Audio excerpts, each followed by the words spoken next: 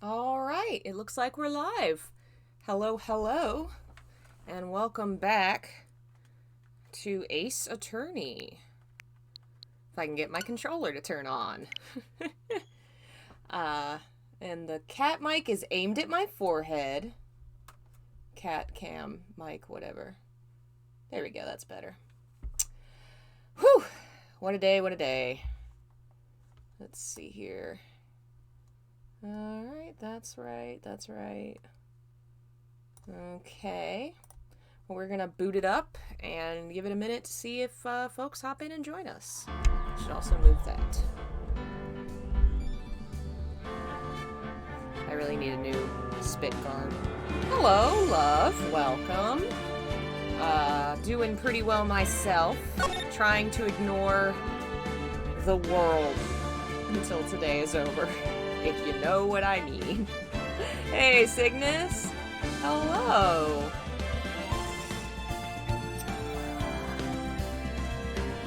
Got air. Whew, we'll give it a few more minutes. Catch my breath and drink some coffee. How is everybody? Today's been fun. Work's getting done, slowly but surely. My Vegas program decided it really didn't like one of the video effects I was using for a video. So I had to undo the effect on each portion. Anyway, lots of extra work. Hello, Javier. I hope I said that right. Shout out to you. And Ice Ripper, hello. Thank you for joining us. Yeah, hey, Akatsuki. I did decide to start early today because the stress of, paying attention to the internet right now, I'm just, you know what? Let's just distract ourselves, have some fun, and forget about the real world for a minute with Ace Attorney. Ooh, boy. My hometown has coronavirus now. Hey, Dagmara. Between that news and the primaries, I'm trying to ignore the world. Let's ignore the world. Oh, the Democratic primaries is what I'm talking about. I'm just trying to. The kind of person that I am is I will be the person that stares at the screen, watching everything in detail and stressing about the results until it's over, and that's not healthy. So I'm just gonna ignore it until the results are here. Hey, Zarces, thanks for joining us. Did I forget to put a Splenda in this coffee? Oh well. Hello, Willow. Yeah, apparently thank you for Seattle. The guy that brought it to Raleigh flew here from Seattle, I guess visiting someone in the hospital in Seattle, and then came back and is now in quarantine. They're trying very, very quickly to catch up and figure out who he's talked to, who he's touched. They're having a lot of catching up to do, and hopefully it's quarantine. We'll see. I'm not so worried about myself as I am my nearly 70-year-old mother. But thankfully she's retired, she orders her groceries online, and we don't actually live in the immediate area anymore. We moved from Raleigh. We're like an hour out now, so it's nearby, but hopefully won't be an issue. And thanks again, Dagmara, for becoming a member and for joining us. Be sure to join the Discord, and I will add your role to your membership tier so that you can get access to a bunch of cool bonus stuff. Patreon does it automatically, sends out all the bonus, but YouTube doesn't have a system like that yet because they are just trying to catch up with Patreon, so I gotta send all that stuff out. We'll worry about that after we catch up with our favorite lawyers, our favorite attorney boy, lawyer boy. Let's see how to put that audio down a little bit. I wonder if Jeff's at work. I haven't heard from Jeff yet. All right. December 26th, the detention center. Maya! Hey! Oh, right, because Maya got herself thrown out of court for being rambunctious to buy us more time. Good job, Maya. Hey, Nick, it's you! I'm glad Mr. Edgeworth made it through the day okay. It's a relief. Hey, why'd you do that anyway? 'Cause she's a good person. Oh, you've never played Phoenix, right? Well, you're jumping in quite at the end of the first game, so things will probably be confusing, but you definitely should if you never have. They're some of my favorite game series. They're just very fun and heartfelt, and I always, kind of like Kingdom Hearts, I always leave them feeling better about myself in the world. They make me hopeful. They're just very full of, like, goodness and happy messages about how good will triumph over evil. It's really lovely. Hi, Nathan. Yeah, this is the second to last case. So we're close to the end here. But long story short, we play Phoenix Wright. He is a attorney. And his rival is Miles Edgeworth, a prosecutor who only cares about guilty verdicts. But they were childhood friends once. And Phoenix wants to be friends again. He wants to find out why Edgeworth changed. In this particular case, Edgeworth has been framed for murder. And we are defending him now. Alright, I don't know. I just knew I had to do something. I know I'm not the lawyer my sister was. Aw, Maya. I'm sorry. Well, you did save the trial. Just behave from now on, okay? Okay. How old is she in this one? Like, 16, I think? Questioning. Have you been questioned yet? What are they gonna question her about?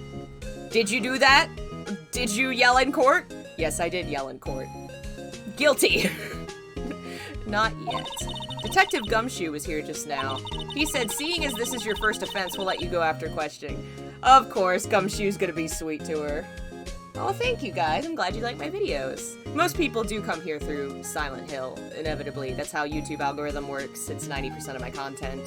I would be very surprised to hear otherwise, to be honest. Whew. Oh, and he wanted me to get bail money ready. Yeah, the only time that my videos that aren't Silent Hill really succeed is funny enough, is on Facebook. Like, my Final Fantasy videos and stuff do great in the Final Fantasy Facebook groups and stuff. But on YouTube, they just get drowned out, you know? Because they don't fit the algorithm. Alright. You can pay for me, okay? Huh? How much? I don't know. I guess they'll send you a bill or something. Uh-oh. Why do I picture giant bales of money every time I hear the word bail? You should make Edgeworth pay for it. He's loaded. Any luck with Mia? None. I can't get through to her at all. Right! This game has psychics. People that talk to ghosts. She can talk to ghosts. Her sister is a ghost. Hey, Lobsel! Do I think Hideo Kojima will get the rights to Silent Hill? I really don't, and I'm not really sure I buy the rumors, but I think we'll know either way March 6th. Because that is the anniversary of Silent Hill, and if they were gonna do something, that'd be the day. So, we'll know then. I tried, I really did. I don't know what to do. I think I probably shouldn't have stopped my training. She sounds like she really did do her best. I should check and see if there are any waterfalls in the local area. I wonder if I'll ever see my sister again. Aw, baby. Yes, you will. I guess we're investigating again? I guess we'll start over here.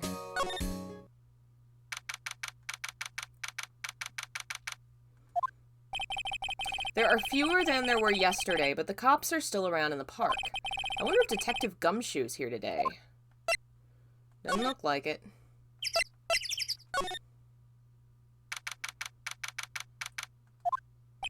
Haven't seen Larry around today at all. Probably off paying through the nose on a date with the lovely Kianse. I think we need to check the... Well, I guess we'll start here. See if What's-Her-Face is here. Oh! Hey, Detective Gumshoe! Hey, pal! The trial today, Yes? What about the trial? Well, I was gonna say good show, but it wasn't really all that. Though you did save Mr. Edgeworth, I guess. I just wasn't sure how to thank you, you know? Thanks.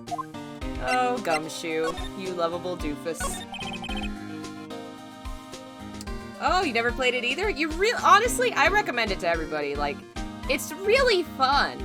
If you, it's not exactly...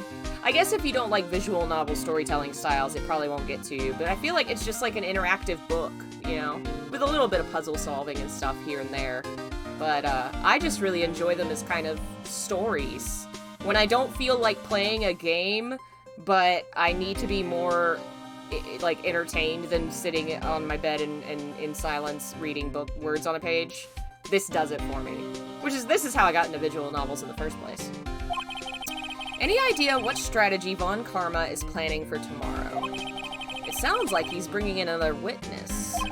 Another witness? Oh, right, he said something about that in the trial today. There were 2 witnesses. God, I have to remember every week the voices I did for these characters. I was wondering who that other witness was. It's gotta be somebody related to the boat dock. Who was it? Sorry, pal. As much as I'd like to, I'm not at liberty to divulge that information. Yeah, let's not endanger his job. Right. Oh, right. I wanted to ask you something about Edgeworth. What's up? Is he afraid of earthquakes? I never heard anything about that before. Aww. Mr. Edgeworth doesn't talk about himself too much, see? But there's one thing that's clear as day. Him hating crime the way he does, and him becoming a prosecutor, and him being scared of earthquakes. It all started with that incident. The DL6 incident? Yep, that's the one. 15 years ago, when he saw his father shot before his very eyes. He still feels the pain now. You can see it in his eyes. We're getting very, dramatic. I wanted to talk to you about Maya Fey. Huh? She's not out on bail yet? That's strange. I told them to let her go as soon as they had their report written up. Man, I don't know what would have happened in that courtroom today if it weren't for her. Seeing her getting dragged out by the bailiff. I'll be honest with you, pal. I shed a tear or two. Oops. Mr. Edgeworth, he was so moved I saw his lip trembling. Really? Cold as ice Edgeworth? He was really grateful for what she did, you know. I'm gonna head back to the station. I'll get the report on Maya and get her out of here as soon as I can. Thank you. Oh, wait! I was wondering, how much is bail going to be? Don't worry about that. Mr. Edgeworth is posting the whole amount! Aw, he was helping.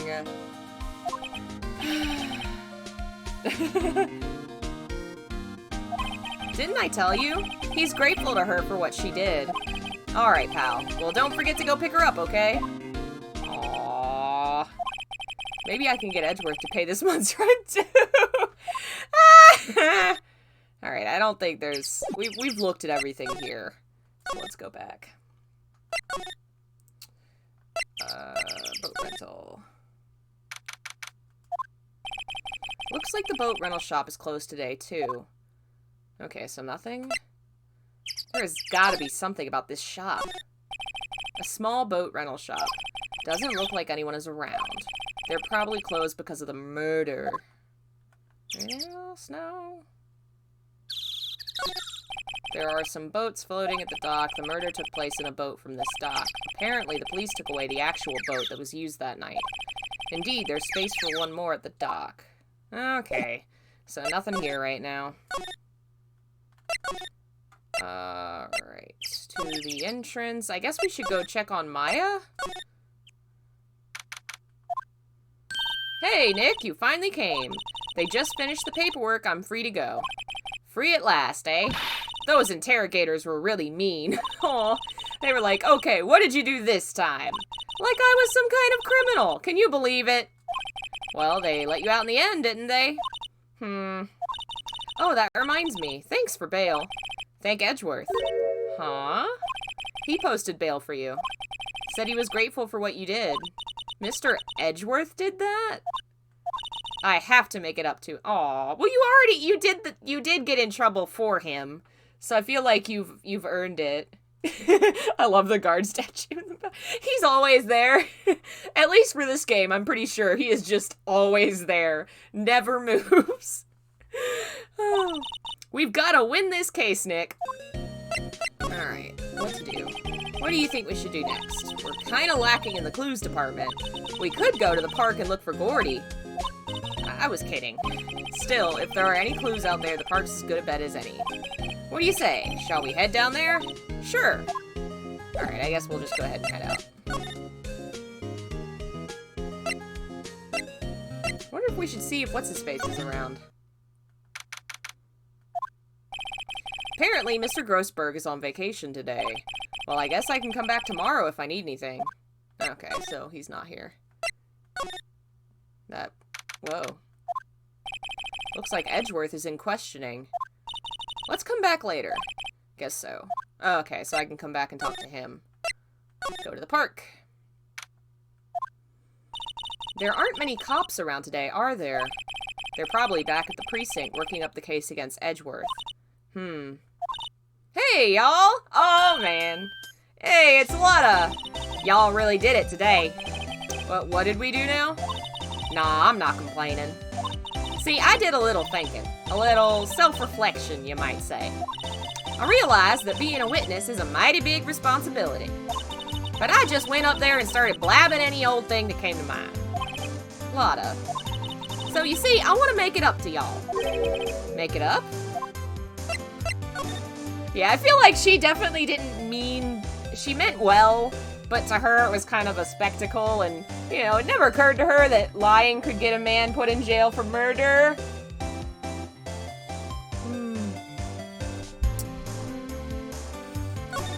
What did you think of the trial?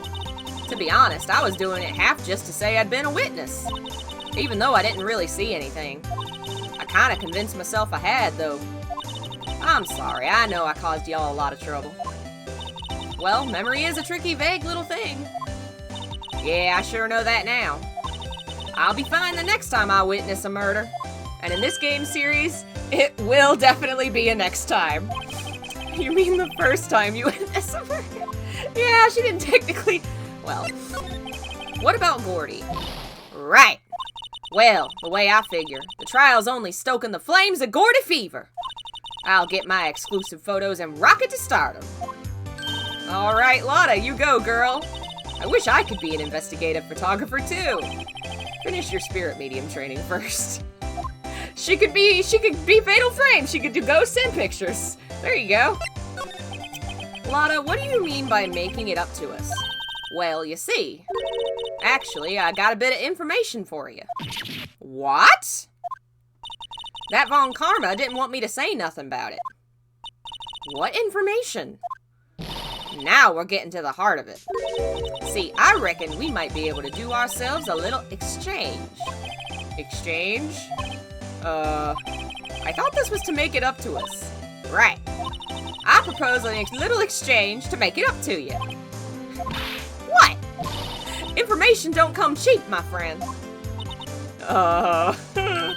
Hey, I see you thinking, my, how unsophisticated these Southern folks are. It's written all over your face. Let me tell you, most Southerners are way more sophisticated than you. I'm just the exception, okay? Well, what'll it be? We gonna deal or not?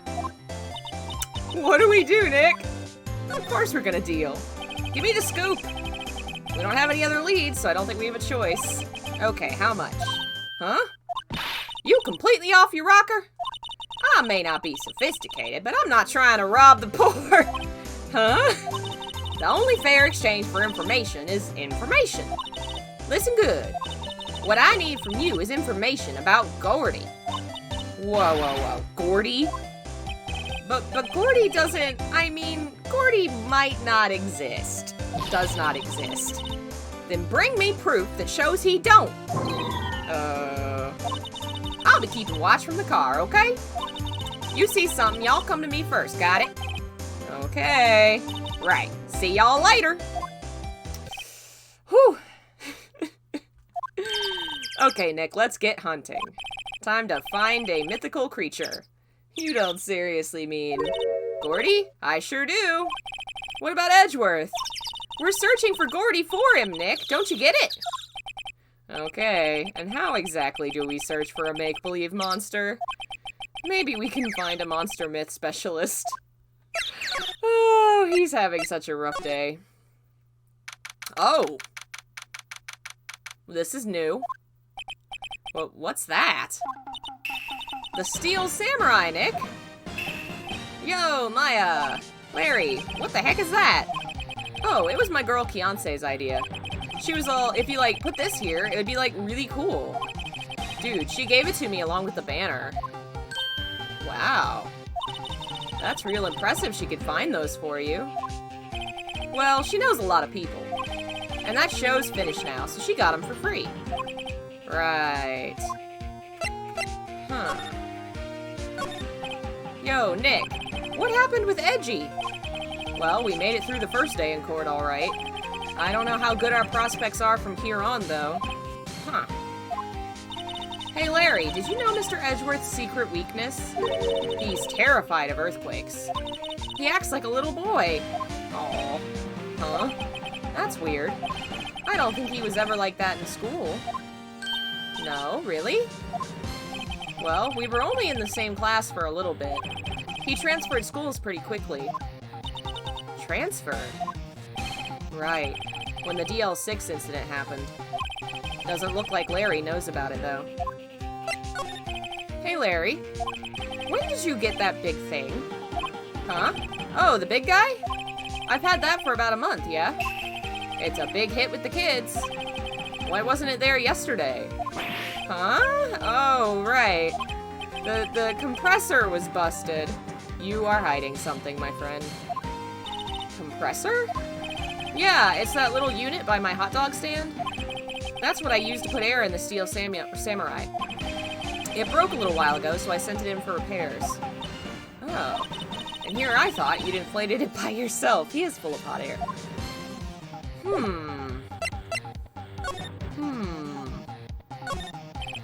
Doesn't that Steel Samurai look a little out of place? I mean, it's so huge. I guess it's good advertising. Something about the Steel Samurai just doesn't work for me. Huh? Really? It looks pretty well made to me. Still a novice, aren't you, Nick? Really? True connoisseurs like Cody and me don't fall for this kind of stuff. These Steel Samurai fans are obviously in a league of their own. What's this machine? That's a compressor. I use it to fill up the balloon there with air. Huh, neat. Just got it repaired yesterday. Man, what a drag that was. Why did it need repaired, my buddy? How about you tell me? Can't get over the samurai dogs. The original samurai dogs, no less. Hey man, whoever calls their product the original first wins. Why don't you add world famous to the sign? Hey, good idea! What have I done? Alright, I think everything else we've looked at already. Flags. Those flags look sadly out of place here, flapping listlessly back and forth in a cold wind under a cold sky. I don't know, I think it gives the place a kind of festival atmosphere. It reminds me of the War of the Eyeglasses. The War of the what? Huh? What? You mean you don't know the War of the Eyeglasses? What the heck is it? Our local fair used to do it every summer. Huh, I guess we were the only ones. I ask again, what the heck is it? Yeah, I want to know, what is the War of the Eyeglasses? Goodness gracious. Is that anything new? Cord Lake is really big, yeah, say. Okay, this is all old. Alright, let's go somewhere else. Because clearly there's nothing else to do here right now. Unless, do I have something I could show him? That's the guy that's selling my dogs faster than I can cook them. Do you think Gordy really exists? Nah, I think somebody probably saw something else they just thought was Gordy. But I'll keep selling samurai dogs until the truth's out. I have a feeling he knows more about the truth. Hey, Dex-Mex! He's definitely hiding something.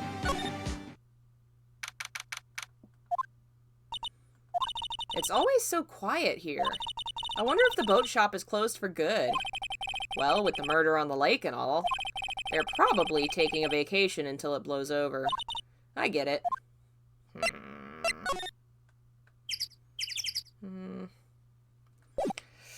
Guess we can't do anything there right now. Alright. Let's go see if we can talk to Edgeworth, I guess. Or we'll go here. Hey there, pal. What's up? You look out of sorts. Wait, you didn't wouldn't go and do something that's gonna hurt Mr. Edgeworth's case again. What do you mean again? Whatever, have a seat, pal. I'm here for you if you need anything. Besides money, that is. Poor guy. Oh, we're all broke, my friend. How is the investigation proceeding? It's not really. We have another meeting coming up. We're supposed to talk about Mr. Edgeworth's motive. His motive? See, Mr. Edgeworth's father died in the DL6 incident, and the guy who got the lone suspect declared innocent was the victim in this case, Robert Hammond. They're saying that's why Mr. Edgeworth shot him, and Edgeworth never talks about his past.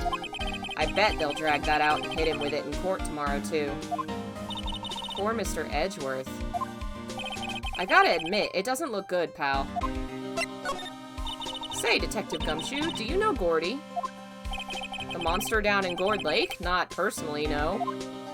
Well, we're looking for it. Huh? Are you out of your minds? You got time to go wild monster hunting? How about doing a little questioning for me, then? Oh, Detective Gumshoe is scaring me, Nick. Oh.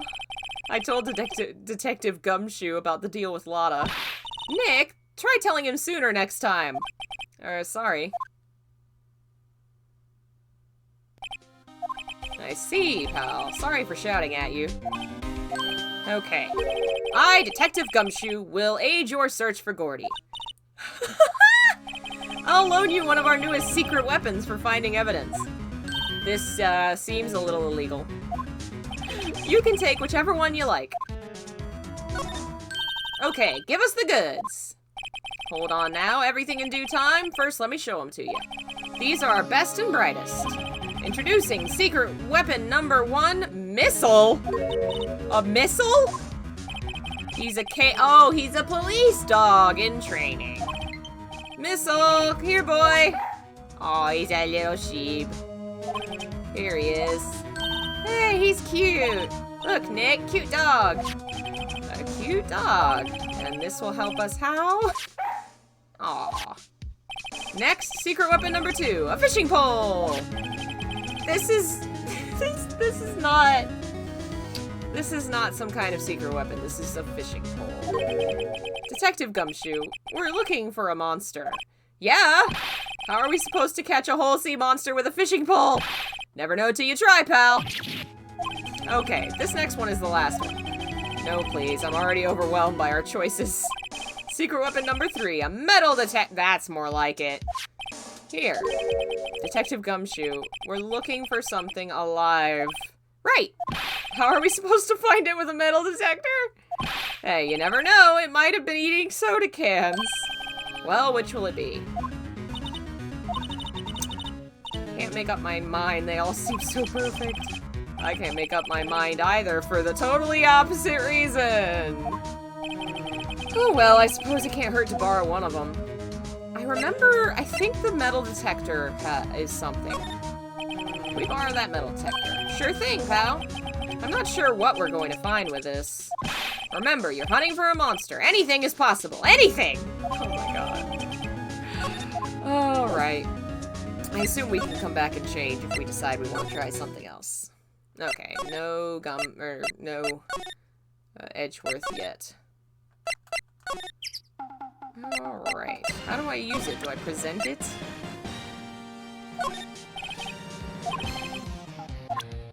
Okay.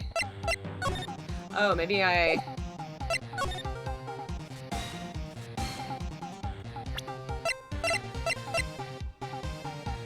No.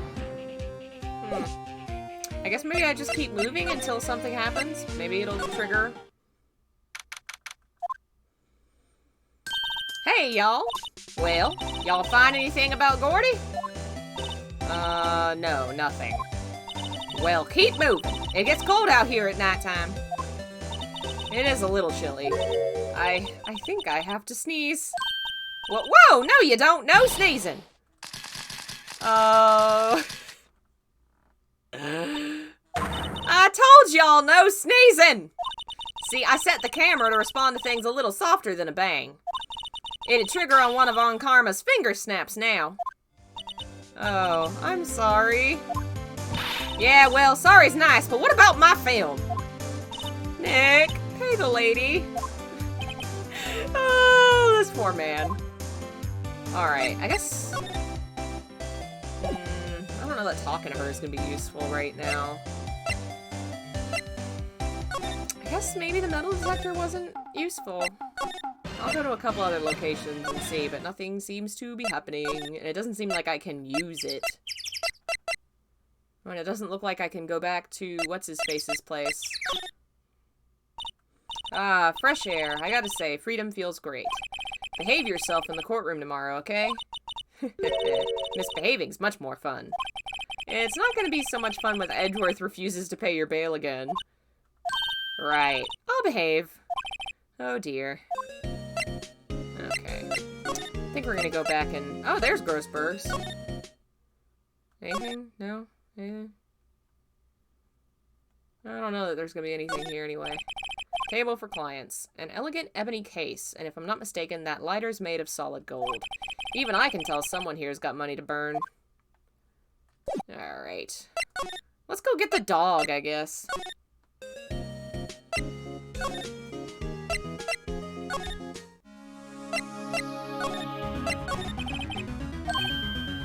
Alright. Alright, here you go. Can we borrow a missile? Sure thing. Be good to him. He's so cute! Oh boy. Yay! Very cute with shiny eyes. Yay! Hey, Tanya. Alright. To the beach. Hey, Nick. Missile's been acting strangely. Oh, right. That little creature of the detective. Do you not like dogs, buddy? Hey, I love little doggies. Good boy, good boy. Oh no. Oh god, that's a demonic creature. What's wrong, Missile?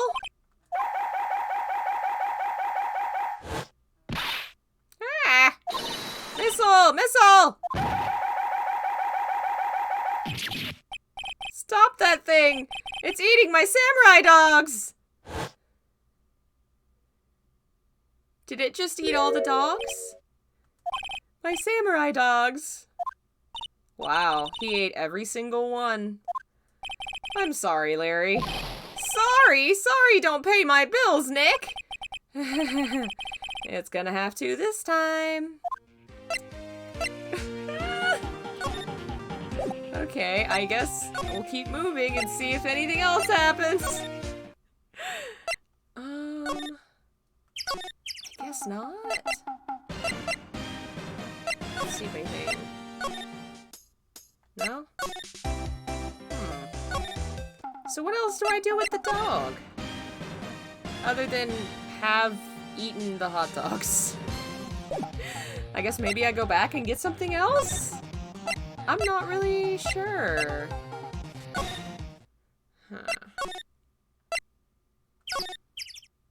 Nope, still no Edgeworth.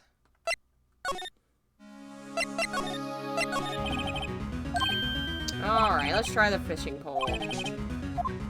I guess. Alright. Here we go, we got a fishing pole. Back we go.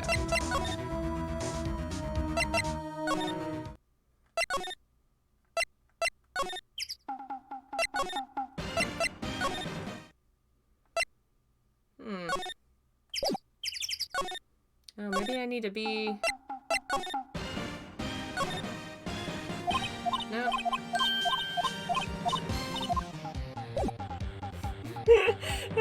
She'll behave in court, and I have an Aurora Borealis localized within my bedroom. Yeah, both of those are probably true. Just as likely to be true. Oh, here we go. Okay, Nick, this looks like a good spot.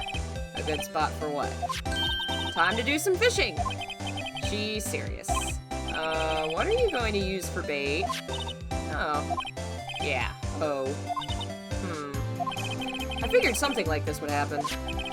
We should have brought Missile along with us, too. At least then we'd have bait. No! Nick! How could you? I'm kidding. I'm kidding. Some jokes are better left untold. Oof, she hit me. Okay. Watch this, Nick. Just try not to reel in any empty cans or boots, okay? This isn't Harvest Moon, Phoenix. Don't worry. That's all I reel in Harvest Moon. Here we go.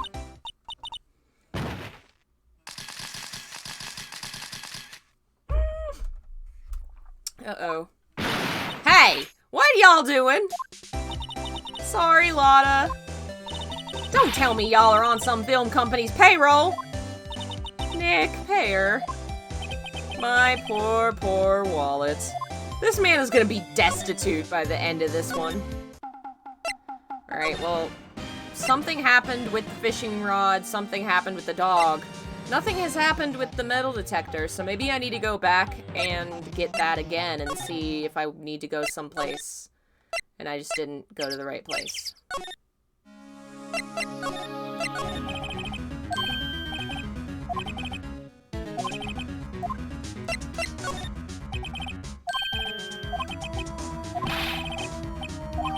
Alright. Back to the lake, I suppose. I wonder if I need to, like, examine or something? The other ones just happened right away, so maybe I just need to... Here we go! Nick! It's beeping! The metal detector's found something. Sure is loud enough about it. Whatever it is, it must be in those bushes. Go check it out, Maya. Why do I have to check it out? Nick! Look! Huh? An air tank? Huh. The valve looks broken. I thought it was Gordy. Maya, first of all, why would Gordy be in the bushes? And second of all, why would a metal detector react to a sea monster? Oh. Huh? There is something wrapped around this air tank. It looks like a string of flags? Well, we might as well take it with us now that we found it. It's heavy. I have a feeling. Time to talk to you. Want to tell me about this? What? An air tank? What about it? Larry, I wanted to ask you about this tank. Have you seen this before? Huh? Me? No, never! Who the heck would go diving in the middle of the winter? There's something about the way his eye twitched when I showed him the tank. Hey, chill out. Hey, Lee. Thanks for joining us. I think I'd better pursue this line of questioning a little further. Do I present it again? Okay. Say, is this air tank yours? Well, why would I have a thing like that? Look, see how there's a string of flags around the tank valve? It's just like the string of flags around your steel samurai there. Uh-oh. Must be a coincidence. There's string of flags everywhere these days. Like elementary schools. And used car dealerships. Look, why would I need a tank anyway? You used this to inflate that, didn't you? Inflate what? What else? That big puffy steel samurai. Uh-oh. Why would you go asking me a question like that? Looks like I hit the nail on the head. Right. Actually, see, the compressor I always used was on the fritz. So I tried using the tank to inflate it just once. And, it didn't go so well. As I suspected. It didn't go so well? Yeah. Do you think you could be a little more specific? Come on. Look, it's embarrassing, so I really don't want to talk about it. Tell us! Fine. Whatever. It's like what I said, the compressor was busted. So I took the tank and tried to fill the samurai up with that. And then... bam. The valve busted open and made this incredible noise. And that tank took off like a rocket. It took my poor deflated steel samurai with it. What? Off into Gourd Lake? It sure scared me out of my gourd, that's for sure. Ah.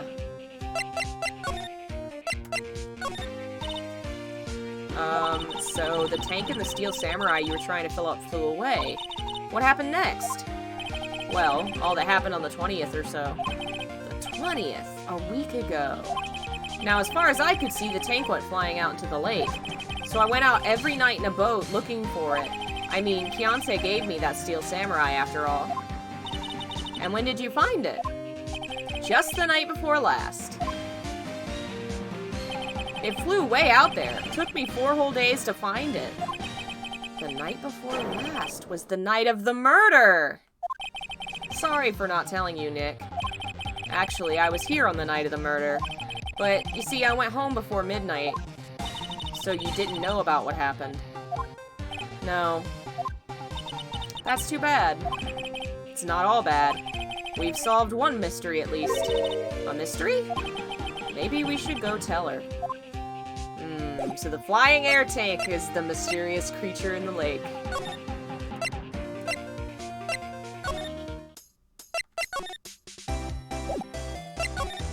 How do I... There we go.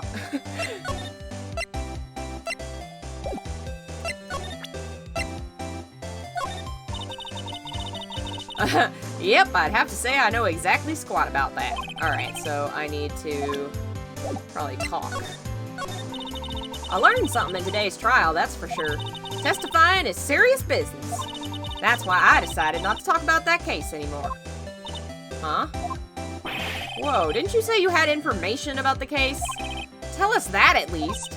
Like I said, I'll trade it for the dirt on Gordy. Well, Mr. Lawyer, I've got the info y'all need. Y'all got the scoop on Gordy for me yet? Lotta, there is no such thing as Gordy. What? How can y'all be so sure? Really, Nick? Y'all got some proof Gordy don't exist? The proof that Gordy doesn't exist. Of course I have proof. No lawyer worth his badge would make a claim without the proof to back it up. You can't say that, Phoenix, because you've definitely done it before. Hey, Sky Center. Hey, Surfin'. Yeah, my battery is running low. We'll have to take a break here, and I'll charge it for a minute and give it a little boost. Alright. Here's the proof Gordy doesn't exist. Take that! Larry's air tank? What are y'all doing with an air tank? This is Gordy. Excuse me? What exactly are you saying, Nick? There's a stand near here, a hot dog stand. There's a giant inflatable samurai doll there. About a week ago, an idiot, who happens to be a friend of mine, tried to fill it. He used this air tank, and when the valve blew, the tank flew into the lake. Apparently, it made a pretty loud bang when it flew. A bang? The tank, along with the still deflated samurai, fell into the lake. At the same time, a couple was taking a photograph of the lake. This photo. Wait. So, you're saying Gordy is really the steel samurai? Well, that's a fine way to ruin a gal's dreams. I'm sorry, Lotta. Nah, it's okay. You win. I'll give you your info like I promised. Poor Lotta. So tell us this information you have. A promise is a promise, I guess. I overheard the cops around here saying something about the witness tomorrow. They said he's the caretaker of the boat rental place up the path here. The boat rental? There's someone there? I mean, it looks so deserted. Just an old guy living by himself. Y'all should go check it out. Thanks, Lotta, we will. Let's get cracking, Nick. Hold on. Something else? Yeah, the night of the murder. My camera clicked twice, you know. Wait, so you have another photo? Well, yeah, but there's nothing in it at all, just the lake. I figured it wouldn't be much use as evidence, so I kept it to myself. Well, it might not be helpful at all, but here, take it.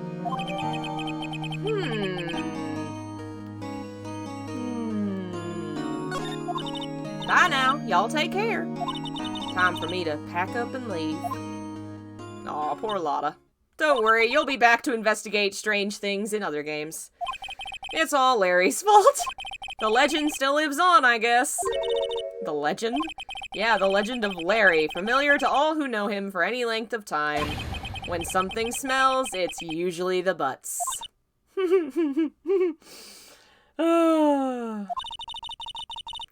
Someone should whip that butts into shape. Alright. We're gonna take a quick break here. I'm gonna run and get something to drink, and we'll continue in like 5 minutes or so. Be right back.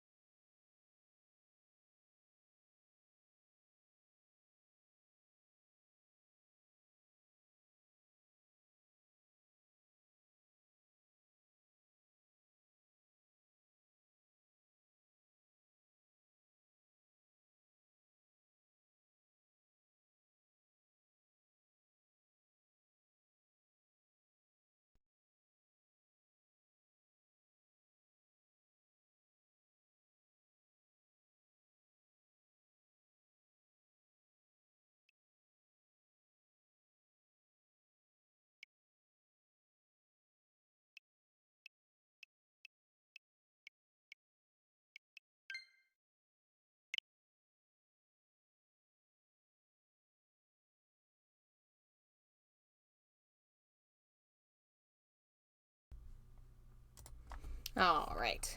Got a refill and ready to go. Hey, Nick! This is the boat shop that Lotta was talking about. You're right. Doesn't seem to be anyone around at all. Well, let's go check it out anyway. Let's break and enter! Can I... Okay, we've already looked at that, so I guess... Are we gonna move closer? Yes. December 26th, Caretaker's Shack. Meg, that you? Hey, is that Keith with you? Where have you two been? I've been worried sick. Nick, you handle this. I think I'll leave this one up to you, Maya. Meg! Yes? Finally made up your mind, have you? My mind? You'll run the pasta shop when I'm gone. Pasta? Glad to hear it. Glad to hear it. You'll make your old man proud. When you kids left the house, I didn't know what to think. How am I supposed to keep this place running, an old man like me? Polly, the kids are home. Hello! Hello! Squawk! Nick, what was that? Oh, my lord. A parrot, the one on the perch. Keith, yes? I'll leave the wet noodle in your capable hands, Sonny. Nick, what's the wet noodle? Based on the available evidence, I'd say it's the name of his pasta shop. That's a relief, isn't it, Polly? Hello! Hello! Yep. And he's asleep. Oh, this poor old man. Oh, no. He fell asleep. I guess he's relieved. Why am I getting sleepy all of a sudden?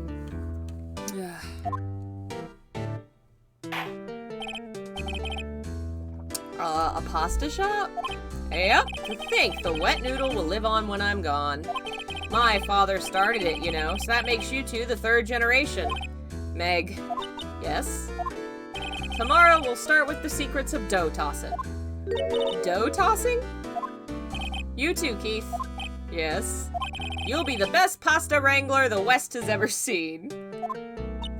Pasta wrangler? The West? Isn't pasta from Italy? Meg. Yes. You know the best pasta's always been made west of the Rockies, don't you? What? Everybody knows that. Nick. Huh? How long do we have to keep this up? This old man must know something about the murder. We're not leaving until we find out what that is.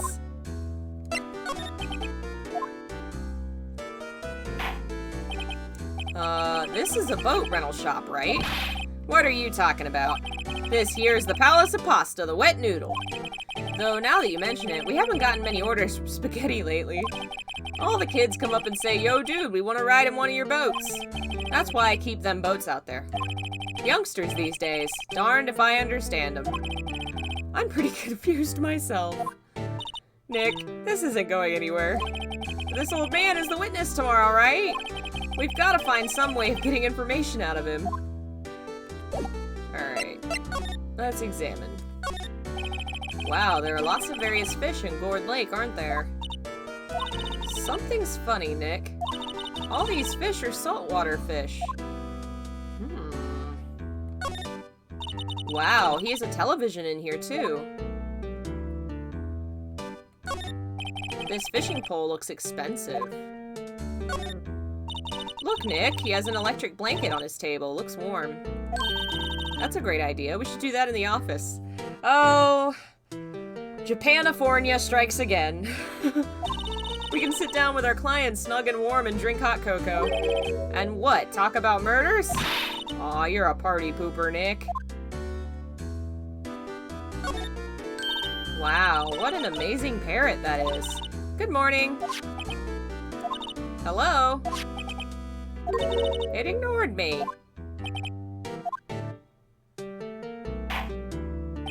What, you forgot, Meg? You gotta call her name first. Her name? Polly, of course. How you been? Hello, hello. See? Neat, the parrot's name is Polly. Oh, man. Too bad all she can say is hello. Har har har. Old Polly can say lots of things. You just need to know the secret words. The secret words? Polly, Polly, what's your name? Polly. Cute. Speaking of cute, I think we have a visitor. Yep, there he is. Hi, buddy. Say hello to everybody. Can you say hello? Look, he's a birdie. Maya's found a new friend. Alright. Looks like a kitchen unit. It's pretty clean. Funny, he doesn't look like the type who'd keep things tidy. You're forgetting, Nick. He's running a pasta shop here. Alright. I guess that's everything. Let's see if he has anything else to say.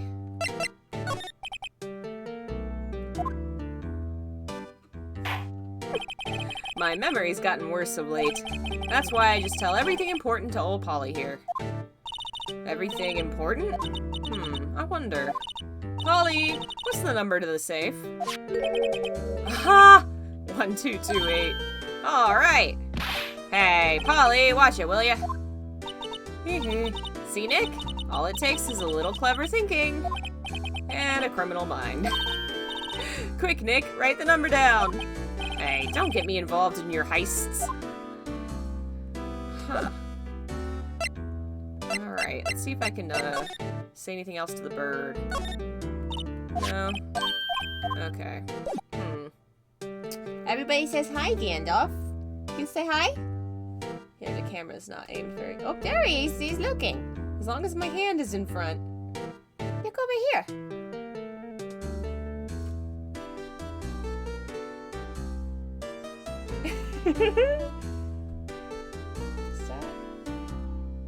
There we go. You just sit right there. Let's see if I got anything I can present him.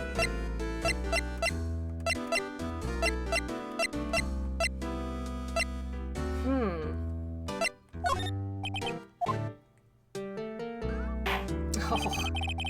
Listen here, Keith. Remember that tricolor pasta we were talking about? Our rainbow-lioli. I figured out the last color we should use, indigo blue. Oh my god, I want rainbow ravioli. Indigo blue. That didn't seem to work the way I thought it might. Candy, where are you going? You can't climb on my desk.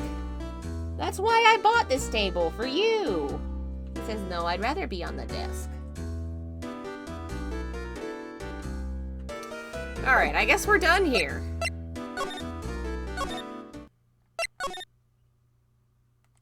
Let's see if we can talk anymore to... Let's see. You are always welcome to pet my cats. Here, I do a pet. Pet, pet, pet, pet, pet. That was from Lee. That was for you. Say thank you. Aww. Detective Gumshoe isn't here. Now that you mention it, didn't he say he had a meeting to go to? That's right. Let's come back later. Alright. Nobody here. So we must need to do something at the beach. Or the shack. Back to the shack.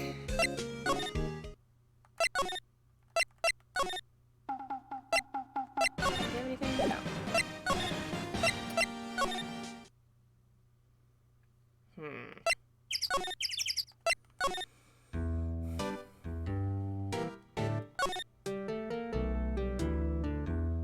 Oh. Look, a little safe. It's locked. Okay, well, we know the code, but we're not stealing from the old man. That would be mean. I have a feeling it's gonna be important. It looks like we've touched everything else. Okay. When we've talked to him about everything, there's gotta be something we could present him with? No, not that.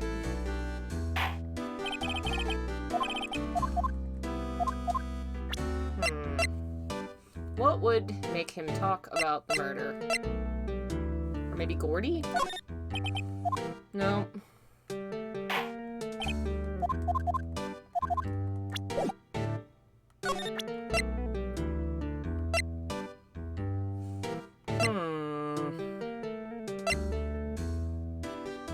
Alright. Present him with the gun. Oh god. I don't know that that would do anything. Maybe the picture? No. I'm gonna look it up, because I do not remember what I had to do with this part. Time to see if we can Google it.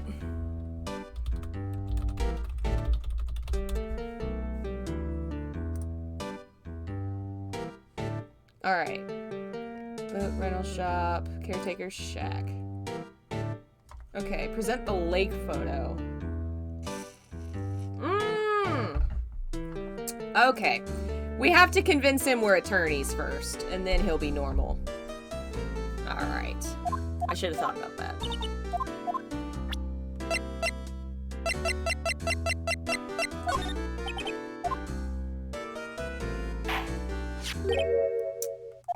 That a lawyer's badge. Yes, it is. I don't believe it. This old guy is the first person to recognize my badge. I get it. Huh? Hey, yep. I got you figured out now. You're not Keith. Nick, now's our chance to clear things up. Sir. No, I'm not Keith. And I'm not Meg either. We're here investigating a murder that took place on the lake the other night. Please help us. A lawyer, huh? Please, mister. Alright, I'll help. But on one condition. Always a condition. When this case is over and done, you'll run the wet noodle. I can't make that promise. Is that any way to treat your old man? Bah, you want my help? You've come to the wrong man. Uh-oh. Now he's grumpy. Not to mention he still thinks we're his kids. Maybe we should just lie and say we'll run his shop? Okay, we promise. Nick, are you sure about this? Hey, anything to get this case solved. Also, who wouldn't want to eat Phoenix noodles? I guess so. That's my boy. Good for you, Keith. Wait, didn't I just say? You too, Meg. Yeah? We're taking advantage of an old man. Oh no. Now, what was that you wanted to know? Speak up, Polly. Hello. Now he's talking to the bird again. How do we get him to talk to us? Alright, we're supposed to present the lake photo. He fell asleep. Okay, not that lake photo.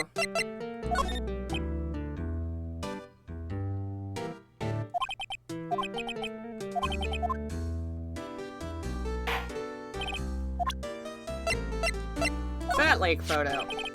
I seen this. You know something about this, sir? Keith. Yes. It's okay. You can call me Dad. Dad, you know something about this? Yep, the other night out on the lake. Yes, yes. I know all about that. I seen it. What? Oh, why is this man making me yawn so much? Tell us what you saw. Well, I suppose, since you're taking over the shop and all. I forget the time, but it was pretty dark outside. Probably night. It was after midnight, but okay. Then I heard this bang, so I looked outside. Then I heard another one. Bang!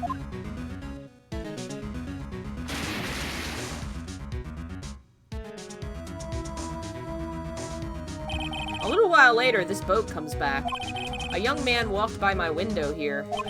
He was muttering something to himself. What did he say? I forgot. Oh no. I'll remember tomorrow by court time, promise. We need to know earlier than that. You know what? Little Terry was just here. Good lord, I was not tired until I met this man. The kid next door. You always used to make him cry, remember? He was wearing this tattered old coat, got himself some whiskers growing out of his face. He must be talking about Detective Gumshoe. He comes up and tells me to come down to court tomorrow. Really? Somehow I don't think we're gonna get much useful information from this guy. Maya, maybe we should be leaving. I think you're right. Oh wait, I had one more question. Huh? Polly, have we forgotten something? Squawk! Don't forget DL6. Huh? What did she just say, Nick? One more time, Polly. Don't forget DL6. What? The DL6 incident? Hey, Dad. This is getting weird. Who is this guy?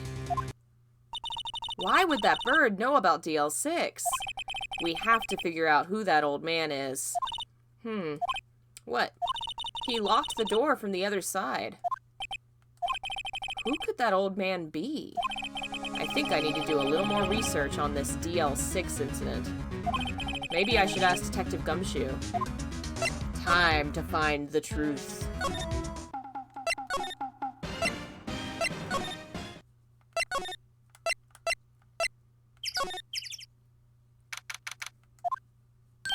Hey, pal, long time no see. You don't look so happy. What's wrong this time? Actually, we wanted to ask you something. Yeah? You know the boat rental shop down at Gourd Lake? Oh yeah. The old man who runs it is appearing as a witness in court tomorrow, right? Huh? How'd you... That was supposed to be top secret. Do you know who that old man is, Detective? Actually, I don't.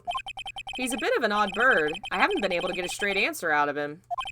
I decided first he wasn't persuasive enough to stand and testify as a witness. That's why we called Miss Lotta Hart yesterday. As for who he is, we have absolutely no idea. Sounds suspicious. Oh my god, I just got it. They said...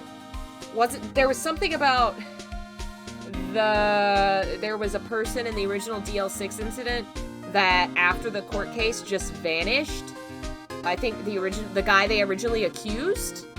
Maybe he's the guy they originally accused in DL6? I don't know, but that would mean he killed what's-his-face. Huh. Detective Gumshoe, please help us. Huh? We need to know about DL6. That was when Edgeworth's father died. I can't help but think that it has something to do with this current case. To tell the truth, I don't know much about DL6 either. Mr. Edgeworth forbade us from reading the file. So, I'm afraid I can't show them to you either, pal. What? However, if you can convince me somehow that the DL6 is related to this case, well, I guess I'd consider opening the file up.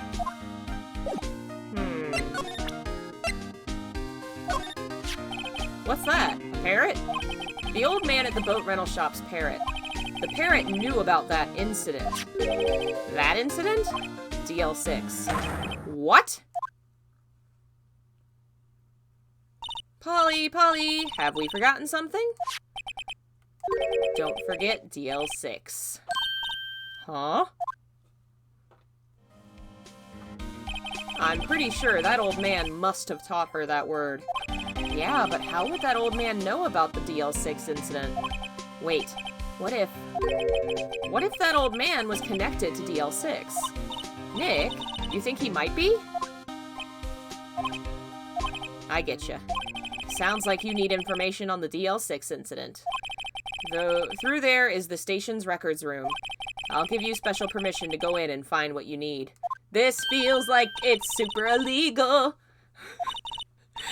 Okay, Nick, to the records room. I guess it's time we faced Edgeworth's past. This is way more dramatic, though, than having him read the file and tell us what's in it. So it makes sense why. Wow. It's amazingly dusty. 10 years of files and 10 years of dust, I guess. Let's find that DL6 stuff quick. 15 years ago, both me and Edgeworth were 9 years old. We were almost through with 4th grade when he suddenly transferred. Because of DL6? Nick, I found out where the file is. Oh, thanks. Just let me know what you want to know about the DL6 incident. I'll go get the right file. Well, first I have to get a handle on the main facts, like a summary. Right. Summary, found it. Here you go. December 28th, 2001. That's exactly 15 years ago from the day after tomorrow.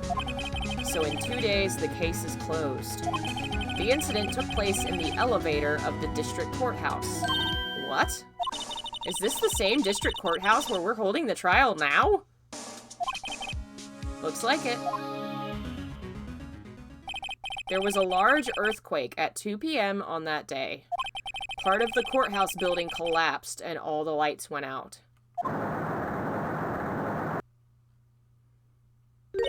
Wow, that was some earthquake. At the time, 3 people were trapped in the elevator. It took 5 hours for them to be rescued. 5 hours. That would be scary like that in the dark. There was a lack of oxygen in the elevator, and the survivors were unconscious. The survivors? One of the 3 in the elevator had been shot in the heart. That was Mr. Edgeworth's father, wasn't it? He said his father was shot before his very eyes. So Miles Edgeworth was one of the other passengers in the elevator. Do you have data on the victim? Edgeworth's father? Yeah, hold on. Victim, here. Found it. Gregory Edgeworth, 35, defense attorney. If he were alive, he'd be 50. He had lost that day's case in court and got in the elevator with his son, Miles. Miles Edgeworth, of course. So he was in the elevator with his father. From the angle of the bullet and other evidence, it could not have been a suicide. The murder weapon, a pistol, was found in the elevator. The pistol had been fired 2 times. Where have I heard that before? Huh. It sounds just like this current case. What's going on here?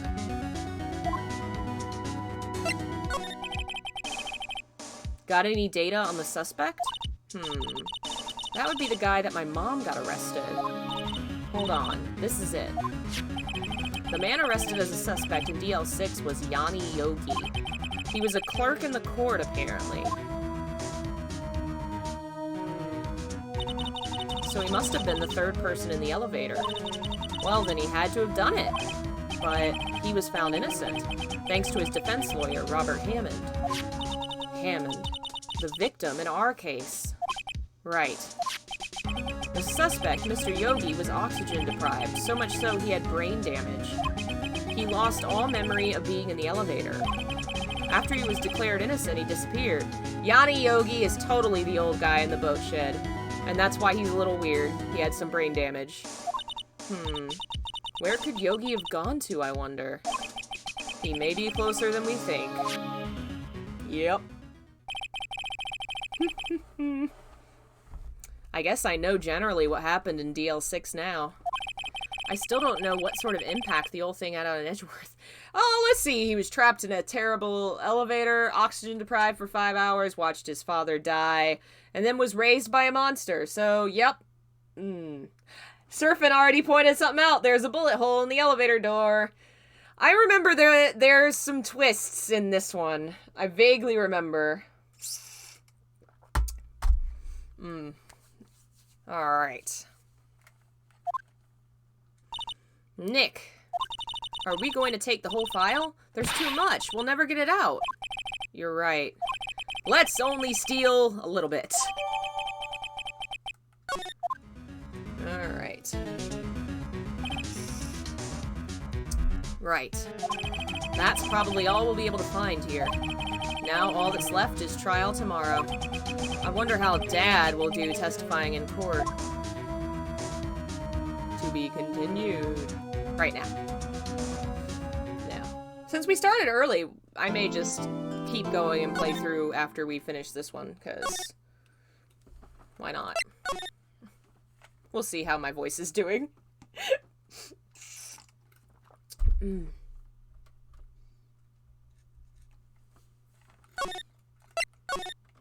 Oh, I think I just saved twice. Oh well.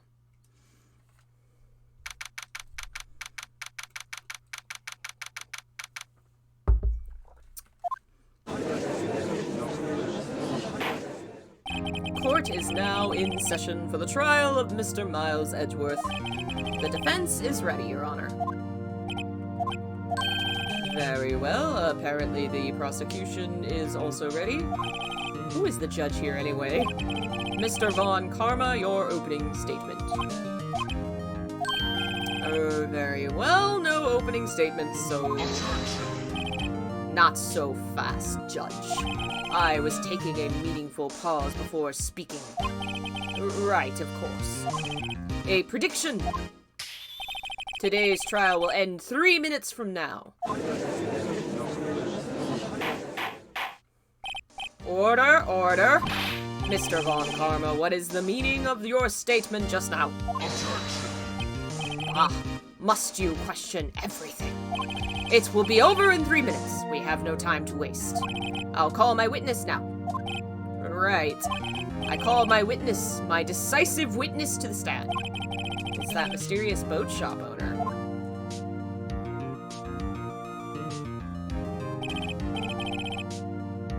Witness, state your profession. Koski says, another prosecutor that walks all over the judge, get used to it. Well, yeah, a lot of the prosecutors do that, but most of the other prosecutors are way more likable. Von Karma's obviously the worst one. Like, Godot and Francesca and Black Quill. I feel like they're all meant to be somewhat likable, even when they're rude, but this guy's just the worst.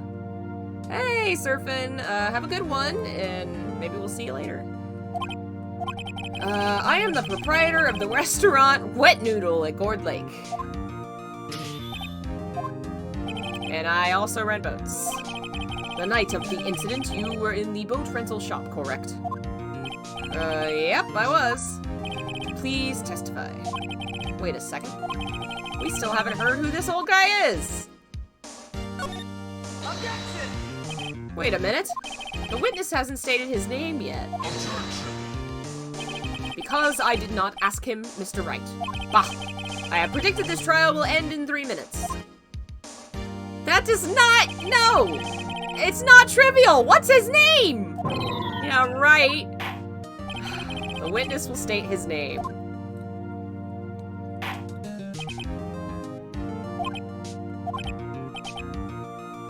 Well, I'm not really sure. What do you mean? My, memory, Your Honor. The witness does not remember anything beyond the last several years. Ergo, he cannot recall his own name. But he remembers Meg and Keith. He can't recall, you say? Yes, but the incident in question took place 3 days ago. He can testify. Very well. Let's hear his testimony then, shall we? Witness?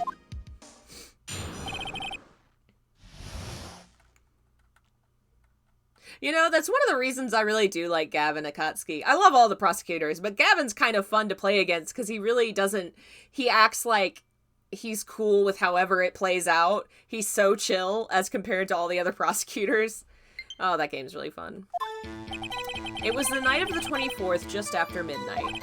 I was in the restaurant where I rent boats. I was in the restaurant where I rent boats! I heard a bang. When I looked out the window, I saw a boat just afloating on the lake. Then I heard another bang. Hey, Jeff! Just about then, the boat comes back to shore and a man walks by my window. Very well, I'd like to begin the cross-examination. Objection! I hate this man. There is nothing to question in my witness's testimony. Ergo, no need for cross-examination. Besides, there are only 10 seconds left before our 3 minutes are up. Oh, fuck you, buddy! Judge, your verdict now! Yes, Mr. Wright? Cross-examine him! What are you saying? Of course I'll cross-examine the witness. Very well, you may begin. Excuse me, Mr. Von Karma? 3 minutes just passed. I see. Well then, let's just take our time. You may cross-examine the witness. Oh my god. It was the night of the 24th, just after midnight. I was in the restaurant. I heard a bang. Let's see. Was there someone in the boat? It was pretty far out there. I couldn't see clearly. But I figure there was 2 men out there. You figure? But you couldn't see them? At the time, that is. At the time? That's suspicious. So you heard 2 gunshots total. Yep. That's what Lotta said in her testimony yesterday. Just about then, the boat comes back to my shore. By your window. Yep, by my window. Right outside the window of my little shack. And could you see the man's face? Well, the fog was pretty darn thick, but he was right there in front of me. I saw him. This is a rather important detail. Please add it to your testimony.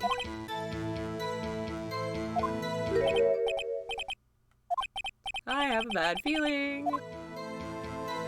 That man was the defendant. He was saying, I can't believe he's dead. Are you sure? Dad! Dead certain, Keith. He said, I can't believe he's dead, as he was walking by, too. Witness, are you sure that the person you saw was Miles Edgeworth? It was him, that Edgeworth boy. And he's fainted. This sounds like decisive evidence indeed. I see no room for doubt. On Karma. He lured me into cross-examining so he could set me up for a fall. Tisk, tisk, tisk. Nick, I don't like the way things are going here. Everyone in the courtroom is glaring at us. I'd better act quick or this trial is going to be over.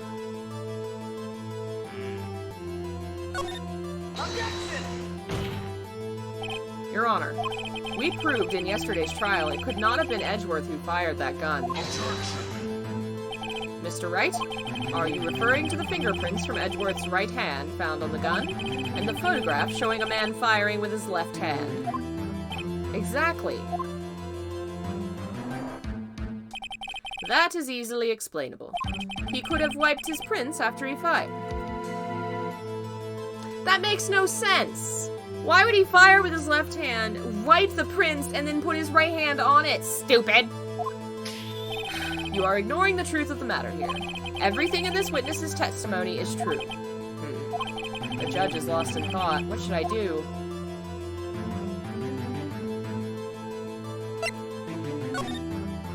I can't see any room to raise an objection. I'd better hold back and see how things develop. Nick, we have to do something. If we stay quiet now, Mr. Edgeworth will be found guilty for sure. It's no good. There's nothing I can do. Are you sure? To be honest, I don't know what to do anymore. Please.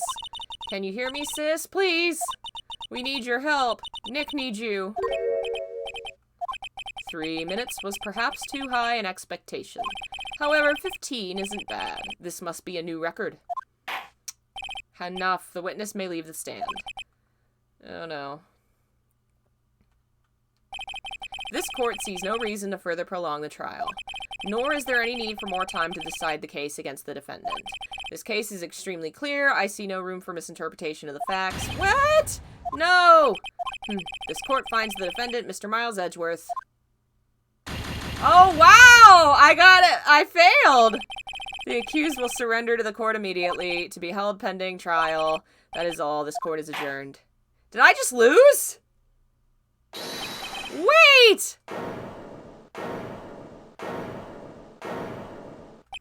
Oh, who was that just now? Me! Huh? What? Larry! What are you doing here? Listen, you gotta listen to me. I was there in the park the night of the murder. I wasn't sure about it until just yesterday, but today I remembered it. Remembered what? The gunshot. I heard it too. Oh, Larry. Order! What is the meaning of this? The verdict has been decided. I call for adjournment. One moment, Mr. Von Karma. So you say you heard a gunshot? Yeah, I did. A gunshot that night. I was sitting here in the audience listening to the testimony. Then I realized something he said was different from what I remember. Anyhow, I can't just sit here and let you call Edgy a murderer. It's just not right. I'll testify. Let me testify! Oh, Larry. He's doing his best. Order! Order! Well, this is the first time something has happened like this in my court.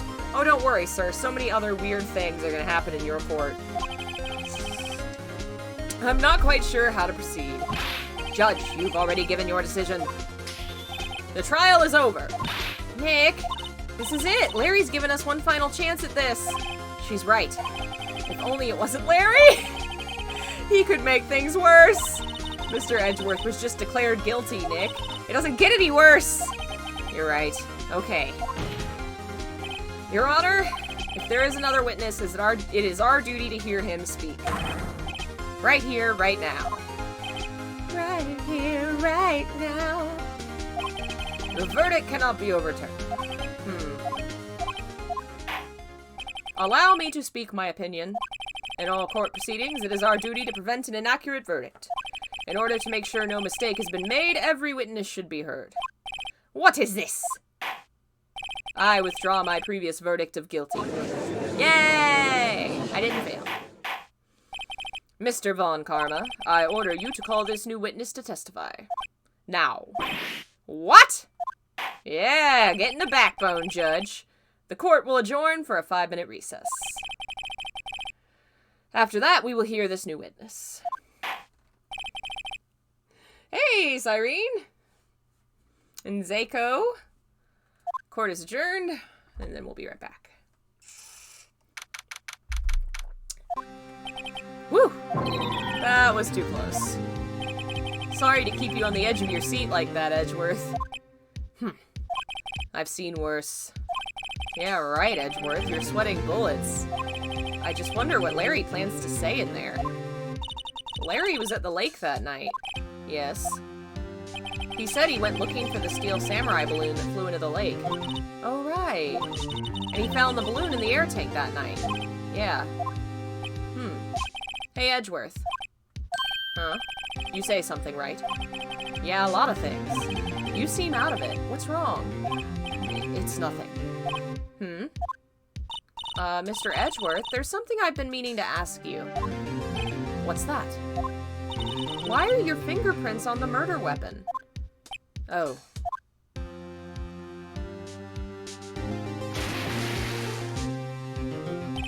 When he fell into the lake, I went into a daze. I couldn't understand what had happened. I couldn't think straight. Then I saw the pistol lying on the floor of the boat in front of me. I picked it up without thinking. I didn't have a reason, really. Oh, you poor man. I see. Right. Yeah? This might be our chance. Our chance? Von Karma has only ever run perfect trials. Perfect trials?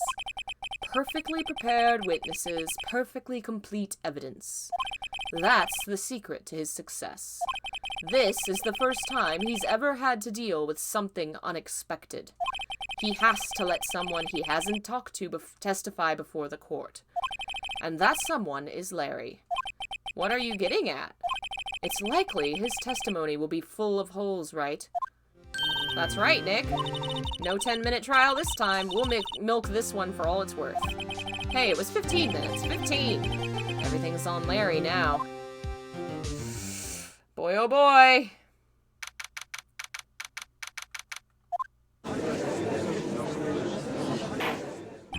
Court is now back in session.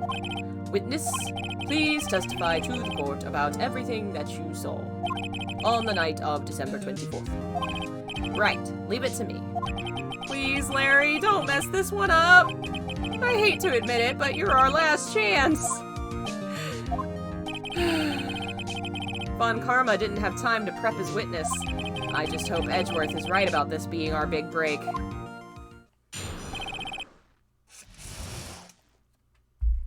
Larry is definitely the embodiment of chaos. That night, I was out in a boat on the lake. I was looking for something, and I found it. So I quietly slipped the boat back in at the rental dock shop. Then, just as I was thinking about going home, I heard this bang. I looked out over the lake, but I didn't see a boat. So after I heard the single gunshot, I went home. Huh. That was an unusually vague testimony, even for this court. In any case, Mr. Wright, you may begin your cross-examination. Yes, Your Honor. What's wrong, Nick? It's Larry. I have no idea what he's gonna say if I press him. I'm a little scared. Well, we've come this far. There's no way to go but forward, Nick.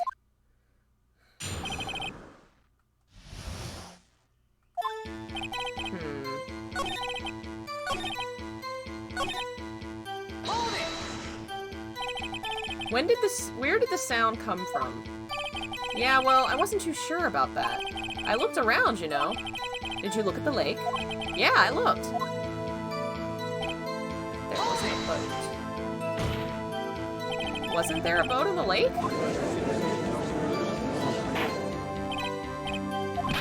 Well, Mr. Butts? Whoa, whoa. Everybody just calm down, okay? I mean, it was real foggy that night. I'm not sure whether there was a boat out there or not. Okay, no problem. That's just the most important part of this case. So after I heard the single gunshot. So you only heard one bang. Yeah. Huh. Well, Nick? It was a pretty wishy-washy testimony, wasn't it? I guess I should just start working on the contradictions. Sorry.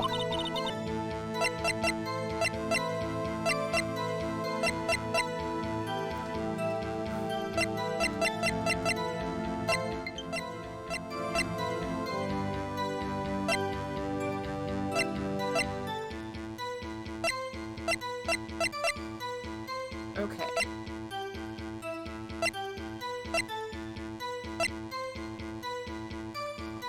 Huh. So, earlier that night, there was a bang. Larry heard it, and the camera caught it, and there was nothing on the lake, and her picture proves it. And then, 25 minutes later, the supposed murder happens. So he was shot before Edgeworth was there, and somebody framed him. Huh.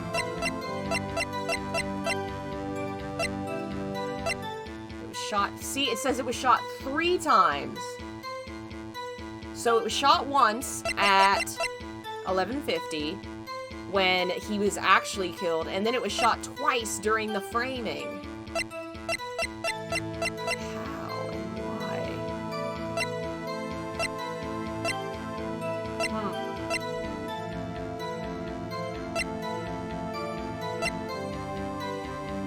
Trying to go back.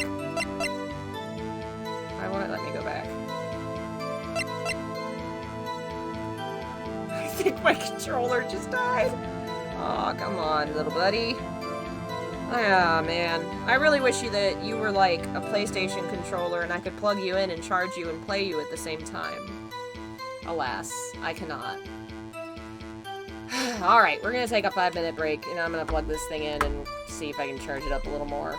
I want to finish this case. We'll be right back.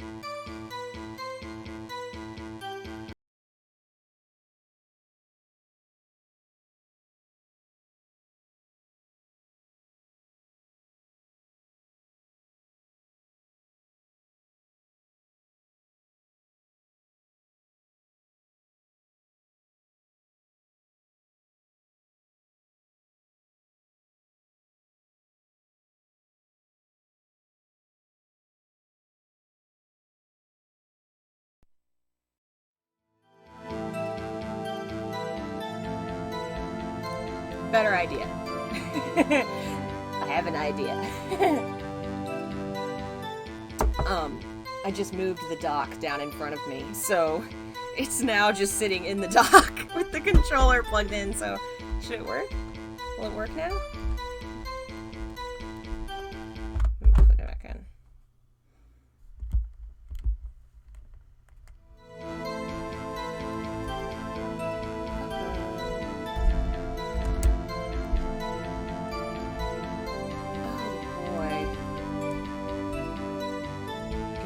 Charging. And it's the same one that has that dead button on it.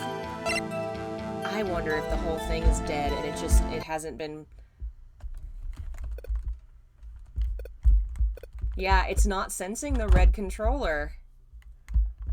Are you kidding? So not only does that button not work, the metal slide, or whatever slide, plastic, it must not plug in. It's not connecting at all to the device. Oh, no, it is! So why isn't it... You can also play... Work. It doesn't like it when I do this. Alright.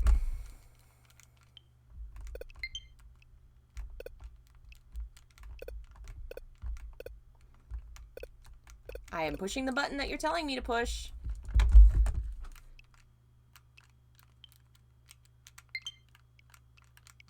There we go, jeez! Why would it not let me do that before? Ooh, I was worried. If I plug it back in, is it gonna let me play it like this? No. It doesn't like me doing this. Yeah, well, Akatsuki, I bought a new controller, and guess what happened? It didn't work. The right side, when I plugged it in, it would not connect to the switch or activate at all. The left side would, but the right side wouldn't work. The controller was freaking broke, and I had to return it. And now I'm wondering...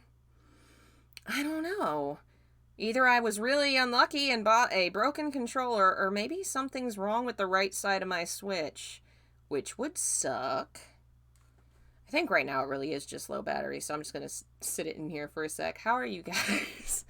I literally had this thing charging all before this, and I'm wondering if maybe that it is having trouble connecting to the actual device, so even when it's plugged in, it's not charging.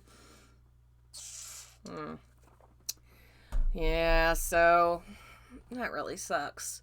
I may have to do... I don't want to replace it, but maybe I could try and fix it.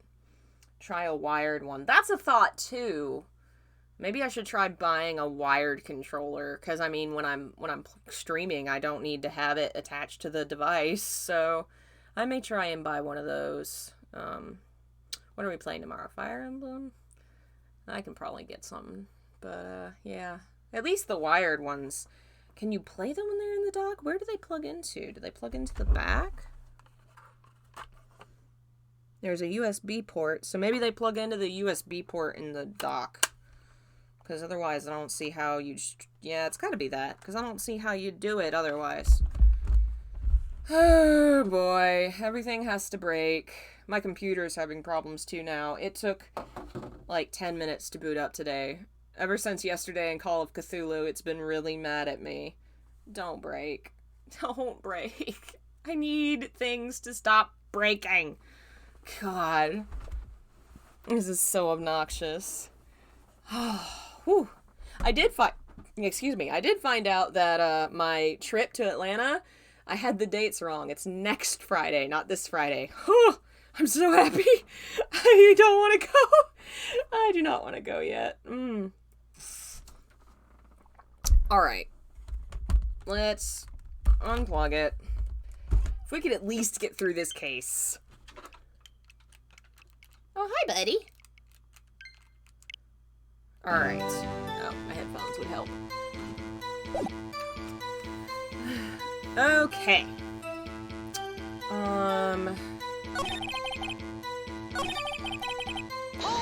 What time were you there? Something wrong, Mr. Wright. There were so many things wrong, I don't know where to begin! Well, okay. First of all, what time was it? Oh, it was after 11 when I went out on the boat. By that time, everyone had gone home for the night. So I waited until the coast was clear, so to speak. And why were you out at a boat, at such a late hour? Looking for something. Or yeah. Mr. Butts, what was it you were looking for? What the witness was searching for is irrelevant. Most likely he was hunting for this Gordy. That's surprisingly close to the truth. This is all irrelevant. Let's get it over with. So I quietly slipped. Around what time was that? Well, let's see. I figure I was out searching for about an hour. I guess it was around 12, yeah. You're not sure? Hey, don't give me that face. I'm not some sort of human sundial.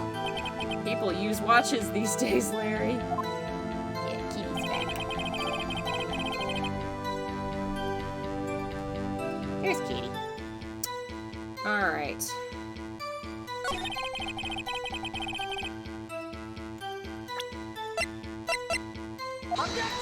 Nope, that was wrong. I was trying to say that the murder seems to have happened later than what he's saying, but... Alright, let's go ahead and just look at what I'm supposed to do. We're on limited time. Okay, Lotta's disposition. Okay, that makes sense.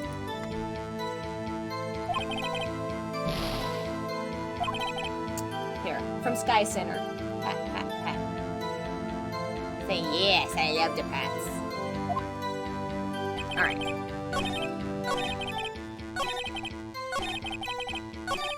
Okay. Now we present Lotta. Objection! Wait a sec, Larry. Yeah? You only heard one? You're sure? That's what I said. But Miss Lotta Hart testified she heard 2 bangs. And the old man just now said the same thing. They both heard 2 gunshots that night. Huh? Were you even listening? Were you paying attention at all to what they said?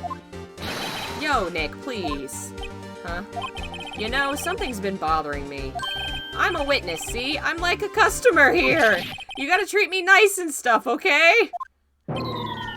Mr. Butts. What? You only heard 1 gunshot, are you sure? Well, to tell you the truth, I'm not sure. Not sure? How could you not be sure? Well, I might have missed the other gunshot. I was listening to something else. Something else? My radio, dude, with my headphones. What?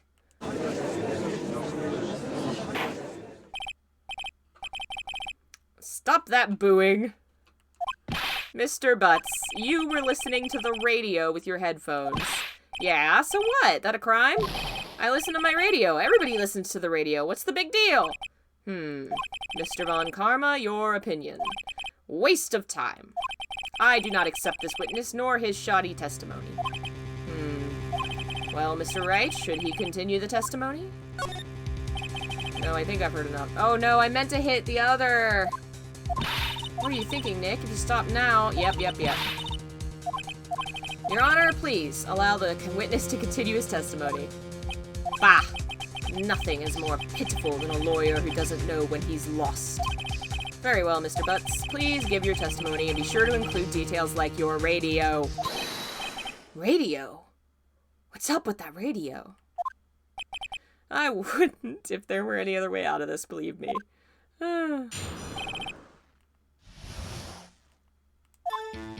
It's lonely being alone on Christmas Eve. That's why I was listening to all the request show on the radio. I was listening to it real loud.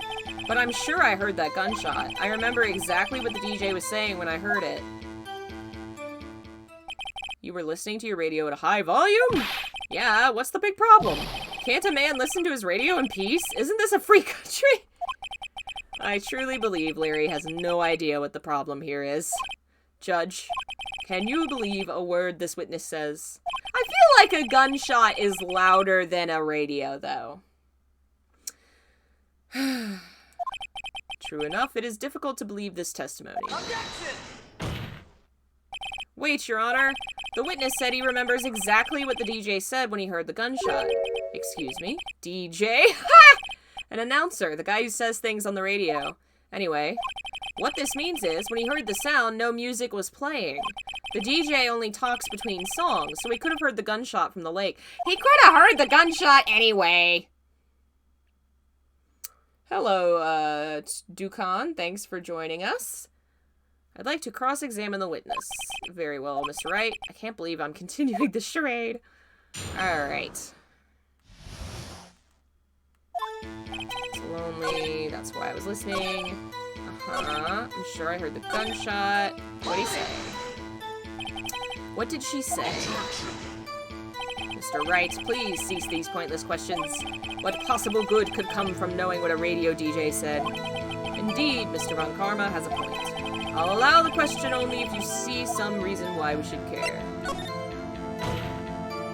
We should care, Your Honor. Of course we should. Why? Well, how do you know if we don't ask? Fine, very well. The time! It could tell us. Please testify to the court. What was the radio announcer saying when you heard the gunshot? Just when she said, hey, it's almost Christmas, I heard the gunshot. Aha! It wasn't Christmas, but it was almost Christmas, which means it was not 12:15.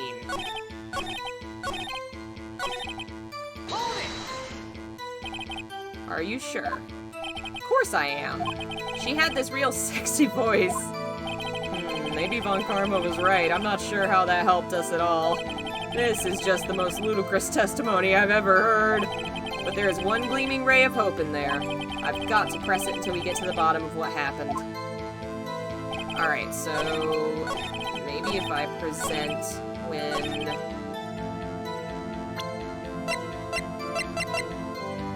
Yep. Larry, are you absolutely sure what you're saying is correct? Huh?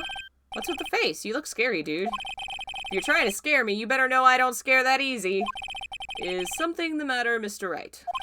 Your Honor, did you hear what the witness just said? The DJ said, hey, it's almost Christmas when he heard the gunshot. Indeed, and almost Christmas means it wasn't Christmas! Do you realize what this means? When he heard the gunshot, it was still Christmas Eve. That would seem to be the case, yes. But he should have heard the gunshot after midnight. This photograph is irrefutable proof of the fact. Let's see what the time was on the photo when the gun triggered Miss Hart's camera. 15 minutes after midnight on Christmas Day. This is a clear contradiction, Your Honor. Order, order. What does this mean? The two prior witnesses heard gunshots after midnight. However, this witness says he heard a gunshot before midnight. Judge, the answer is simple. The current witness is plainly mistaken. Just look at him. Suspicious. What? Well, Mr. Wright, what do you think about Mr. Butt's claim he heard the gunshot before midnight? Larry's not mistaken, Your Honor. He heard that gunshot before midnight. Intriguing. I'm assuming you have evidence for this wild claim. Show me evidence there was a gunshot before midnight. The second photo. Look at this photograph. This was taken by our witness yesterday, Miss Lotta Hart, with her automatic camera. The timestamp on the photo reads December 24th, 11:50. Oh. But there's nothing on the lake in this picture. Your Honor, the real issue here is not why nothing is shown in the photograph. It is why the photograph exists at all. What do you mean? Your Honor, this photograph was taken by an automatic camera. That camera was set to go off in response to loud noises. Aha! Correct. There was a loud noise on the lake at 11:50 p.m. That is why this photograph was taken. In other words, when Larry heard that gunshot, it was most definitely still Christmas Eve. Indeed, it would seem that is the case. Then where does that leave us? Miss Hart testified she heard gunshots after midnight. Are you claiming she was mistaken? Not at all, Your Honor. It is a fact the camera also triggered at 15 minutes after midnight. Your Honor, that night there were 2 sets of gunshots with a 25-minute pause between them. Mysterious. Why would this be? Don't be fooled, Judge. That camera was set to respond to loud noises. Yes? There is no proof that the loud noise at 11:50 was a gunshot. Why, the witness could have sneezed, triggering the camera. Hey, my nose was clear that night, man. Clear! Well, Mr. Wright, there's no turning back now. Can you prove the loud noise at 11:50 was indeed a gunshot? Please show the court evidence if you have any. The gun, because it's been fired 3 times. This is my evidence. The murder weapon. Something about this pistol was bothering me, Your Honor. Both of the witnesses who testified yesterday heard 2 gunshots. However, the murder weapon was fired 3 times. When, then, was the last shot fired? Only now have I realized the truth. That 3rd shot was the shot Larry heard before midnight.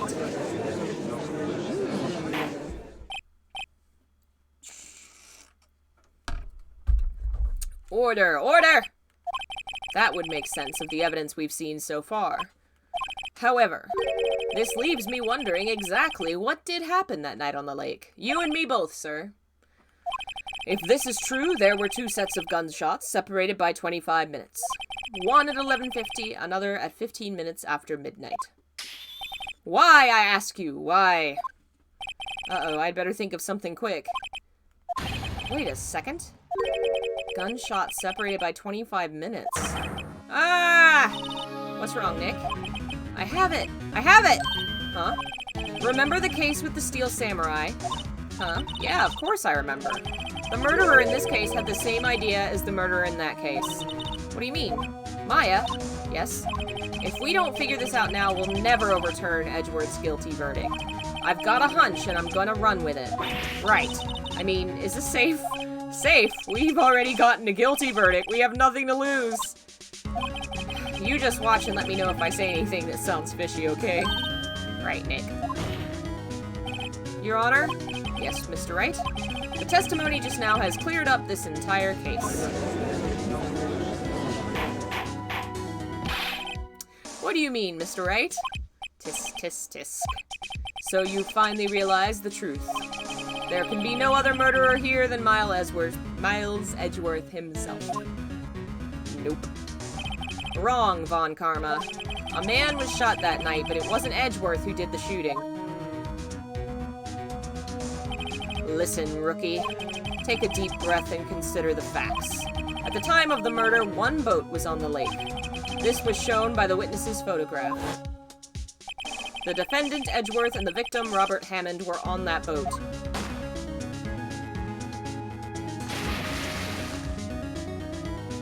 There was a gunshot fired on that boat and Robert Hammond fell into the lake. The distance of the shooting was 1 meter. It couldn't have been suicide.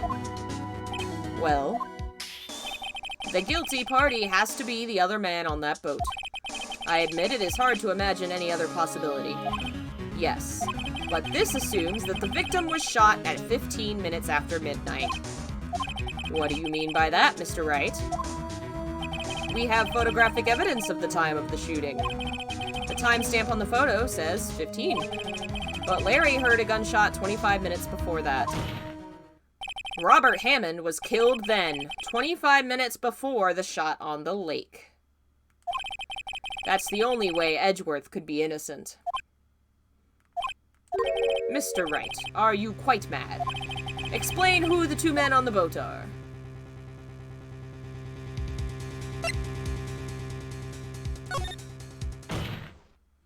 Of course, it was Edgeworth and the murderer. After the murderer killed Robert Hammond at 11:50, he assumed the guise of Mr. Hammond and met Edgeworth. What? Are you serious? Yes, Edgeworth won't tell us why he went to the lake that night. However, I have a hunch. That night, Robert Hammond called Edgeworth to the lake. Now, Edgeworth didn't know Robert Hammond's face that well. That's why he didn't suspect anything when the murderer took Robert Hammond's place. I'm not sure what to make of all this. Ludicrous. Mr. Wright, tell us the name of the murderer, then. The murderer's name? Right. It's... Actually, I don't know the murderer's name. You don't know? Bah! Again, you waste my time. I don't know because he never told us. The murderer is the caretaker of the boat shop, that old man. At 11:50, he was the one who killed Robert Hammond. The caretaker of the boat shop? Where did he do this? There weren't any boats on the lake then. Why would he have to go all the way out on the lake just to shoot someone? May I suggest that the real scene of this crime was not on a boat? What? Well then, where did the murder take place? Show the judge where the murder really took place. Here? Take that! Around here, maybe. Maybe, Mr. Wright. And does this maybe include the reason why the killer would choose that spot? Yes, well, maybe because there is no good reason the murderer thought we'd never expect it. I'm wrong, aren't I? He wasn't even surprised I goofed.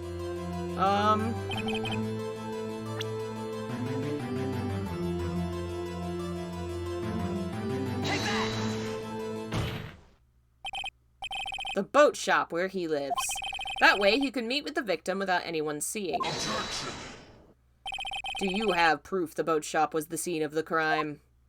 Recall Larry's testimony.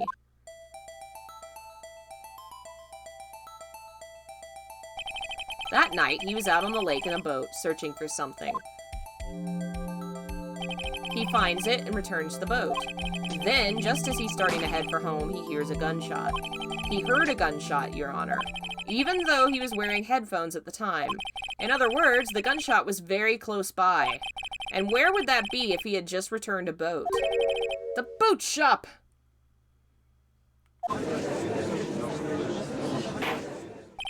Mr. Wright, what happened that night on Gourd Lake? Please tell the court from the beginning. Yes, Your Honor. Nick, are you sure about this? Not really. But I think if I start at the very beginning, and I take it slow, I might just be able to figure this out. That night, the caretaker of the boat shop called Robert Hammond to his shop.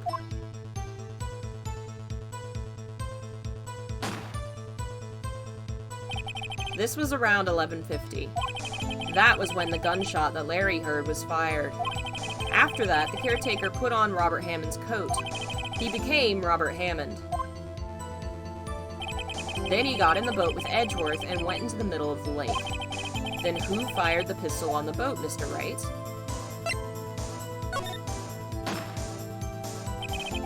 Of course, it was the murderer who shot the pistol. He shot twice. Both missed Edgeworth on purpose. Wait a minute. Yes? Why would he shoot twice if he didn't mean to hit anyone? Details, details. Know this, Mr. Wright. The moment you run out of explanations is the moment you lose. Tell us why the murderer had to fire twice.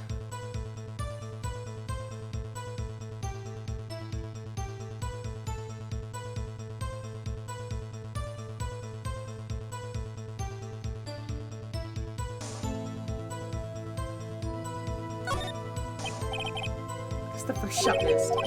He was aiming. Nope, I was wrong. It was the other one. Hey, Patrick! Did you not just tell us he missed Edgeworth on purpose? Alright. I believe he shot twice to create a witness, Your Honor. Create a witness? The murderer lifts his pistol and fires one shot. That ensures anyone who heard the shot would look at the lake. Indeed, Miss Hart did exactly that after hearing the first gunshot. Next, the murderer waits a bit and he fires again. Then,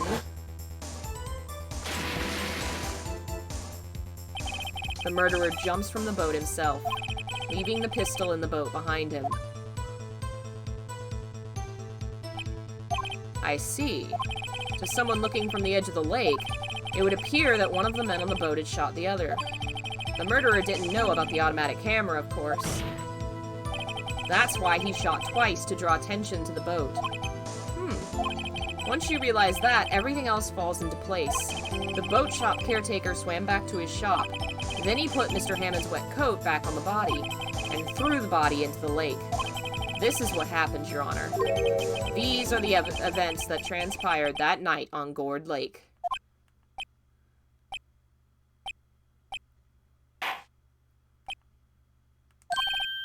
Bailiff! Bring out the witness from before. The boat shop caretaker, quickly. Intriguing.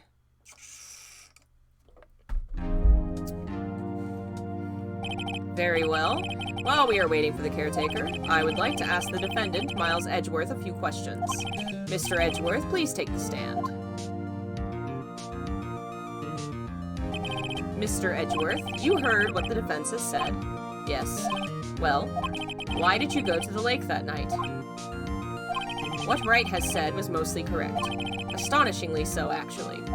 Yes. Several days ago, I received a letter.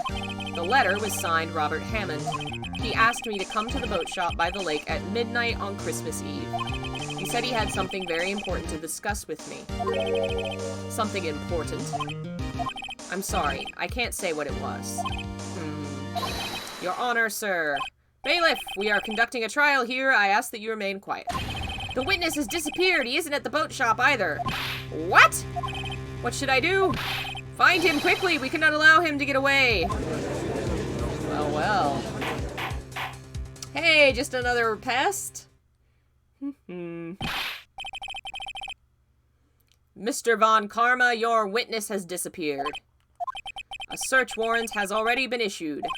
It goes without saying that I cannot declare a verdict under these circumstances.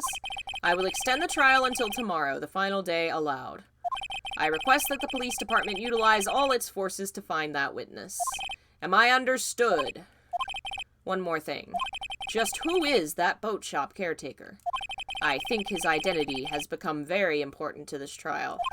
I want him, and I want to know who he is. Very well. Court is adjourned. Wow, I didn't realize it went for another day. Alright, we're gonna keep going.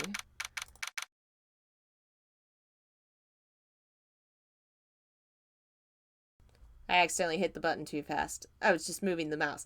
We're not quitting. I'm gonna charge this for a sec, and I'm gonna grab something to eat. So we'll take like a 5-10 minute break, and then we're gonna finish this whole case tonight, for sure, cause I'm enjoying myself.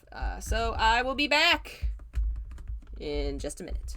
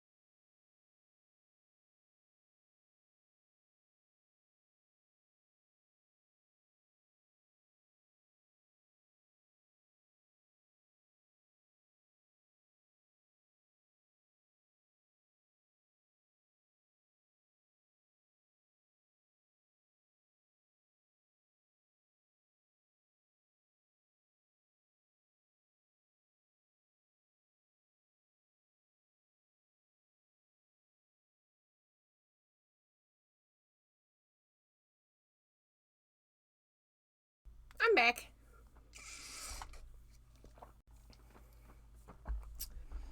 Alright. Got my sandwich. Got my drink. Move that. Whew. I probably should refill this, but oh well. I'll refill it in a little bit.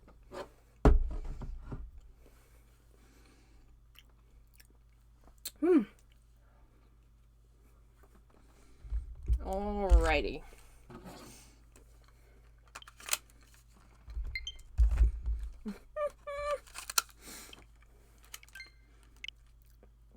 Here we go.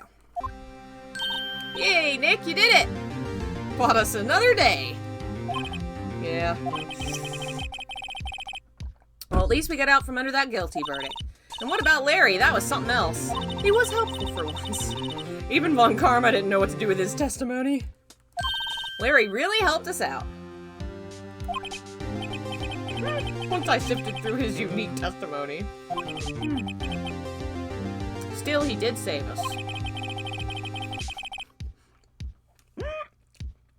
I just wish our cases weren't so down to the wire all the time. That's not changing anytime soon. I know what you mean. Sometimes I feel like it's us on trial instead of our clients. Hey, Edgeworth. Mr. Edgeworth? Did you say something? Don't look so pained. I mean, it looks like you're probably going to get off the hook. You could try to smile just a little. Relax. Oh, I'm sorry. But I fear it's not over for me yet. What do you mean? Right. There's something that's been troubling me for a long time now. And I don't know whether or not to tell you. Edgeworth? No. There's so little time left. I want to tell you to get it off my chest, but... I can't make up my mind. What is this about, Edgeworth? It's a nightmare I've had. A memory of a crime that I committed. A crime you committed? A memory of a murder. Dun dun dun!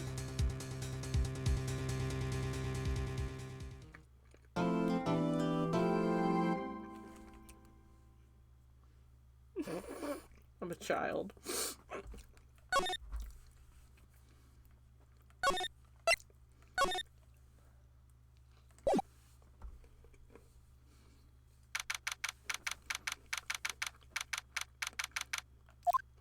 Alright.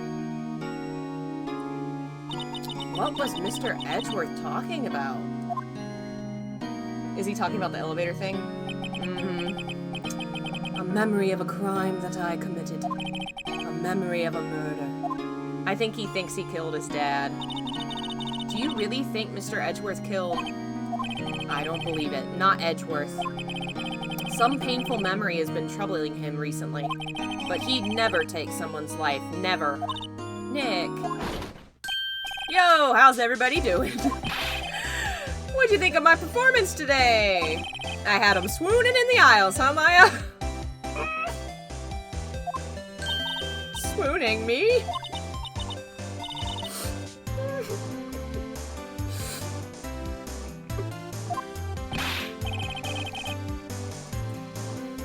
Tell me the truth, it was like love at first sight, right? Right, Nick? Huh, me? Oh, well, maybe my heart skipped a beat or two. Oh, bisexual Larry. And bisexual Phoenix, we're all just in love with everyone. I think you can do better than that. Come on, I saved Edgeworth in there, dude. Edgy! You guys should be bowing before me. Bow before your hero.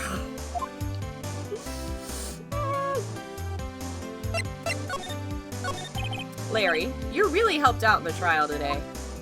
You did! If you weren't there, Larry, I'm sure Mr. Edgeworth would have been found guilty. Ha ha ha ha ha ha ha ha. But seriously, Nick, that boat shop caretaker guy is pretty suspicious. But Edgy ain't off the hook yet. Way to spoil the mood, Larry. Hey, I'm just a guy sitting in the audience, you know? But from where I was sitting, Edgy seemed pretty edgy. I mean, can you really know he's telling the truth about that night? Yes. The power of their love. I don't know. But what I do know is, I'm going to believe in you two until the end. Us two? Edgeworth and who else? You mean me, right? Nah, he means me, right, Nick? Yeah, you, Larry. Not me? But what about, why you, Larry? Huh? Actually, yeah, why me, Nick? Enough with the silent treatment. Nick, why do you trust Mr. Edgeworth so much? I mean, he's changed recently, true. But when we first met him, he was kind of a jerk, don't you think? You didn't know him back then. Back when he wanted to be a defense attorney. Wait, was that when you two were classmates? Yes, in grade school. They saved me, Miles and Larry. They saved me, and I'll never forget it. That's why I became a defense attorney, you know. This game is so gay. Hey, Larry, what's he talking about? Huh? Sorry, I kind of forgot. Okay, Nick, out with it. I'm going to hear this story today, and that's final. Okay. It's kind of a long story, so hang in there. It was the very end of 3rd grade. I was on trial, a class trial. A class trial? You remember, Larry, spring, end of 3rd grade? A kid in our class got his lunch money stolen. Lunch money? Our school was really small. Every month, kids would bring in an envelope with money for lunch from home. Oh, I see. Anyway, this kid's envelope disappeared with $38 still inside. Oh yeah, now that you mention it, I do remember that. I can see why you'd forget, though. You were out of school that day. Anyway, the envelope had been stolen during PE class. I was coming down with a cold, so I'd skip PE that day. I was the only one not in class. So they thought you did it. Yeah, the kids in class said I should be put on trial. God. Trial? So the next day we held a classroom trial with me as the defendant. This is not how to take care of children. I didn't do it. Guilty. He did it. Guilty. It was you, thief. Give the money back. You're such a meanie. No one play with him. Just admit you did it. You can't hide the truth.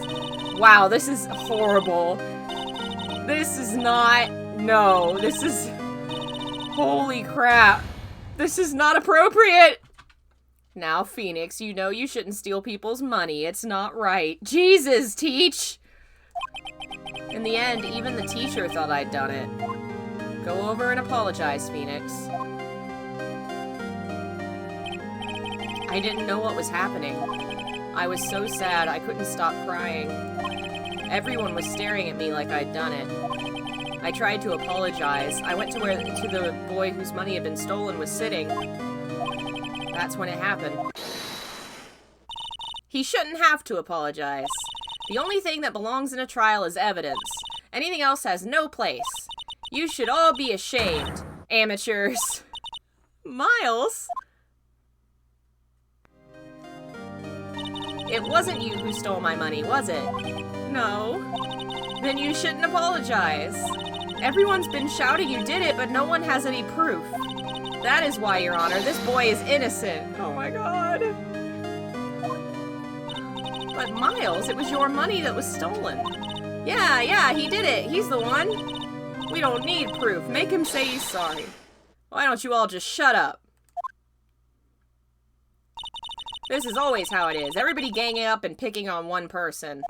Just think how he feels. He said he didn't do it, so he didn't do it. Aww. Very well. I will replace the money myself. This class trial is over. God, what a horrible way to handle misbehaving children. That's how it happened. After that, the three of us were the best of friends. Wow, I had no idea. Yeah, I had no idea either. Oh, Larry.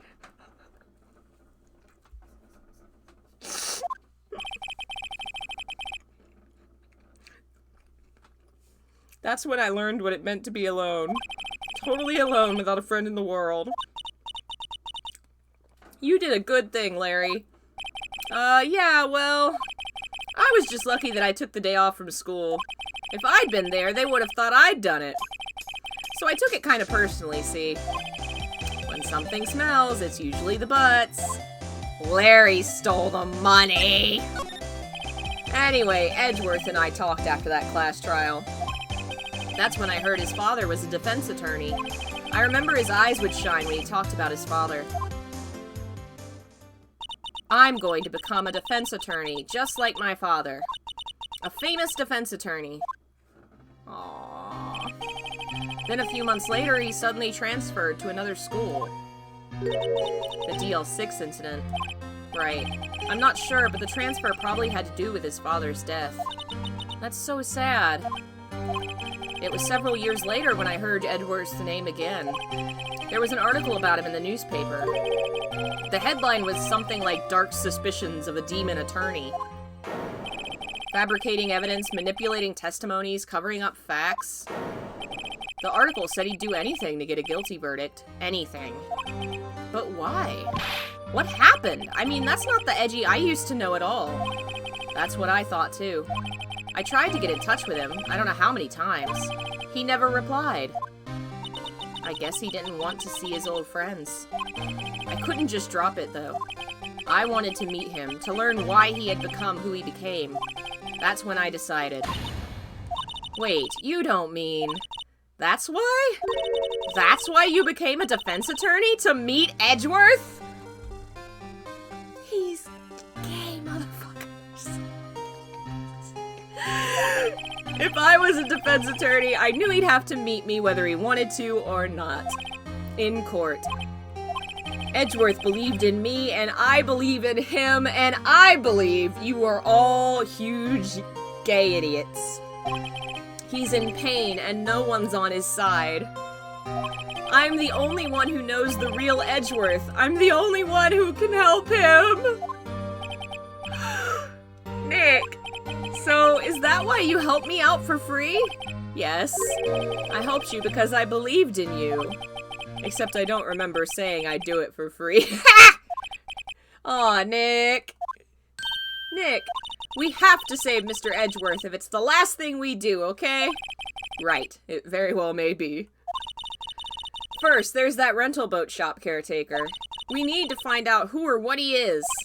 I'd settle for who. I guess I can clean out some of this evidence I no longer need. Okay, let's go. Oh my lord. I love this series so much.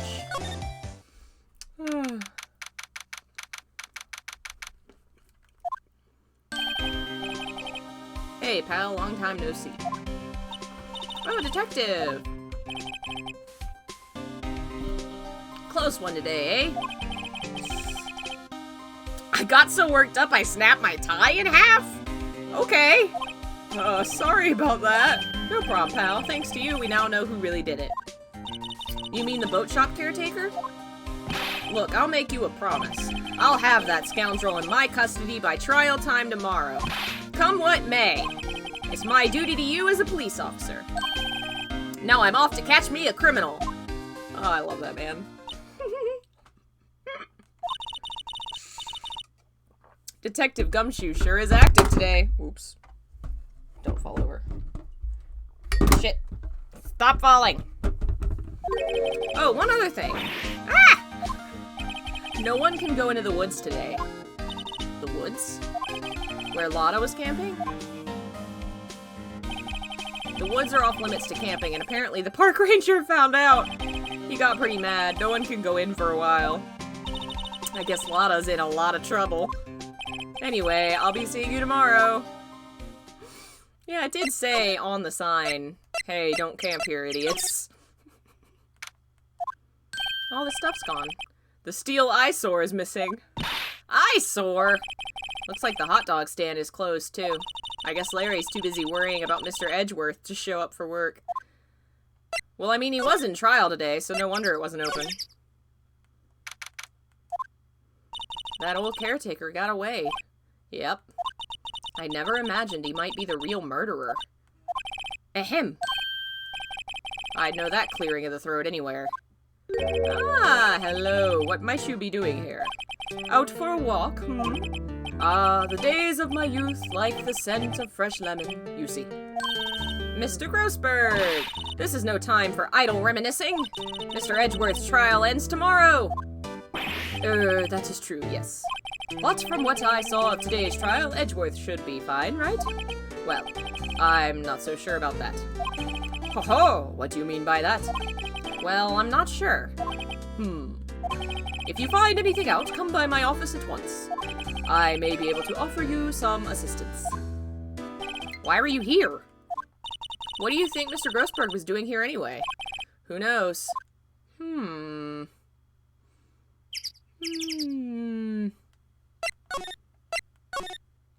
Maybe he knows something about the caretaker. Nobody's home. Hello.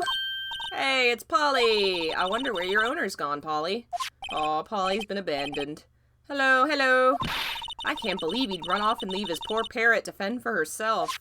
Hello. Alright. He has that safe, right? Let's get into it. That reminds me, Nick. Polly here knows the number to the safe, right? Yeah, that's right. Polly, what's the number to the safe? 1228. Let's open it, Nick. Come on. I'm sure there isn't any money in there. Aw. But hey, he keeps it locked, right? So there must be something of value in there. I'm not so sure. Okay, Nick, let's see what's in there. I guess there might be a clue or two. The only thing in here is a letter. A letter? Aw, boring. There's no name or signature on this thing. It's handwritten in very precise, clear letters. Get your revenge on Miles Edgeworth. Nick, why would Mr. Edgeworth's name be on here? How should I know? I'm gonna read the whole thing. Get your revenge on Miles Edgeworth. It also says this is your last chance. Now is the time to get revenge on the two men who ruined your life. The rest of the letter goes on to describe the murder plot in detail. How to kill Robert Hammond and frame Edgeworth. Calling Edgeworth out to the lake, getting on the boat, firing twice. This is exactly what I figured out today in court. It's all here in perfect detail. Huh. What do you think it means, Nick? I don't know, but it looks like these are instructions for the caretaker. It means somebody else wanted him to do this. When he killed Robert and called out Edgeworth, he was following instructions. But who could have written that letter? And what does it mean to get revenge? Look, I don't know. Apparently I now have the hiccups. I don't know, okay? But one thing's for certain. This letter is an amazing clue. Alright. It was important to come in here. Maybe I should take care of Polly, Nick. You probably shouldn't just kidnap her. The police know about her anyway. I'm sure they'll do something. Well, okay. Sorry, Polly. He says I can't take you. Great, now the bird's gonna hate me. Say, Nick, don't people usually put pictures of fish up on the wall to boast about them? Yeah, I guess so. You mean pictures of the fish they caught, right? Right. But don't all the fish on the wall here look really puny to you? Well, you know what they say. You should have seen the one that got away. Except the one that got away from us was the caretaker. We did see him. Why do I feel like we're having two different conversations here? Huh. There's something about these fish that's definitely gonna be a clue. The fishing pole looks expensive. Maybe we should bring it to Detective Gumshoe. Don't you think the caretaker would mind? Well, we can just leave him the metal detector in exchange. Maybe we'd be better not. What? What's wrong, huh? Oh, never mind. What? Tell me. Just when I saw the TV, I remembered. They're showing a Pink Princess special this week. Oh. See, that's why I didn't want to tell you. Everything's cold. Looks like he didn't turn his heater on. I guess he hasn't been back since the trial.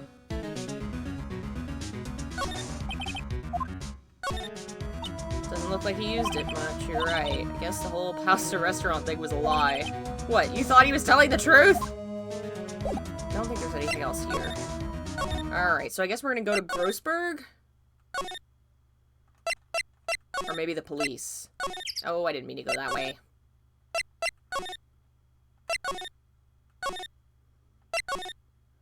We'll start with here, see if we can talk to anybody.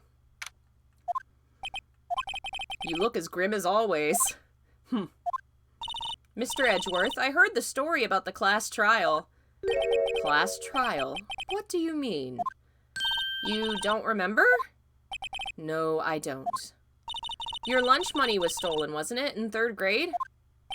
Lunch money? Oh, right. Yes, I seem to remember something like that. Nick, I think you're the only one who really remembers. Well, being the guy that was accused, the poor traumatized kid, no wonder. Poor baby.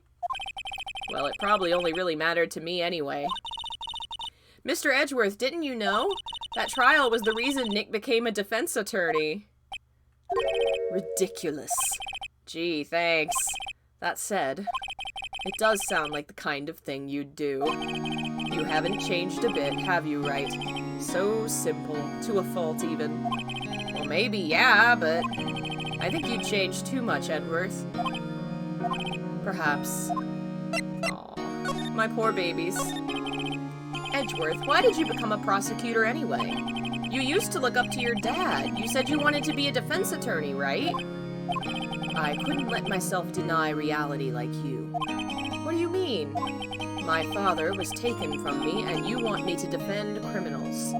I'm sorry, Wright, but I'm not that good of a person. One suspect was apprehended in your father's murder, right? Yes, the man trapped in the elevator with my father. His name was Yanni Yogi. He had to be the shooter any way you look at it. Yet he was found innocent. That defense attorney got him off the hook. That would be Robert Hammond. Yeah, no wonder he kind of turned around on it. Just another pest! For Miles, it was Tuesday. On that day, 15 years ago. The 3 of us were trapped in that elevator for hours. When we were rescued, we all suffered oxygen deprivation. I had lost all memory of the murder. Lost your memory? Even now, I can't recall what happened in that elevator. That was the crux of Yogi's attorney's argument in court. He claimed Yanni Yogi had not been of sound mind due to the oxygen deprivation. Yogi was released due to a lack of evidence. Innocent. That's when I changed my mind. I started to hate defense attorneys. What's your relationship with Von Karma? He's my teacher and a man who deserves respect. I learned everything I know of courtroom techniques from him. So he's like my sister was to you, Nick. He is a perfectionist in all things. In court, in his personal life, he is obsessed with doing everything perfectly. Perfectly, huh? In all the cases he has taken on, none were left unsolved. And not one suspect was declared innocent, ever. But that's... I know. It's possible some of the suspects were indeed innocent. However, it is impossible for us to accurately determine that in every case. All Von Karma does is his job, to find the suspect guilty perfectly. In any case, it's nigh well impossible to find a weakness in him. Should a weakness appear, he would do everything in his power to make it go away. Edgeworth, if what you're saying is true, you're headed for a guilty sentence tomorrow. He's right! Now's no time to praise the enemy, Mr. Edgeworth. It's a strange situation in which I find myself, I'll admit. No kidding. Let's see if he has anything to say, about this. Edgeworth, see this letter? This came out of the safe in the shack where that boat rental caretaker lives. I see. Revenge on me? Who is that old guy, anyway? I don't know. Could he be an innocent defendant who got declared guilty or something? Nice, right. But I don't remember that old man. Not at all. So he was following this letter then. Which means there was someone else behind it. Now is the time to get revenge on the two men who ruined your life. Two men? Meaning myself and Robert Hammond? It also says this is your last chance. Last chance. Wait, maybe. Maybe he's talking about the statute of limitations on the DL6 incident. Wait. Wait, that old man. What is it? Do you know who he is? Yogi. Could he be Yogi? Yogi? The suspect in the DL6 incident. The one who was found innocent. Yanni Yogi was a court bailiff at the time. We just happened to be in the elevator together 15 years ago.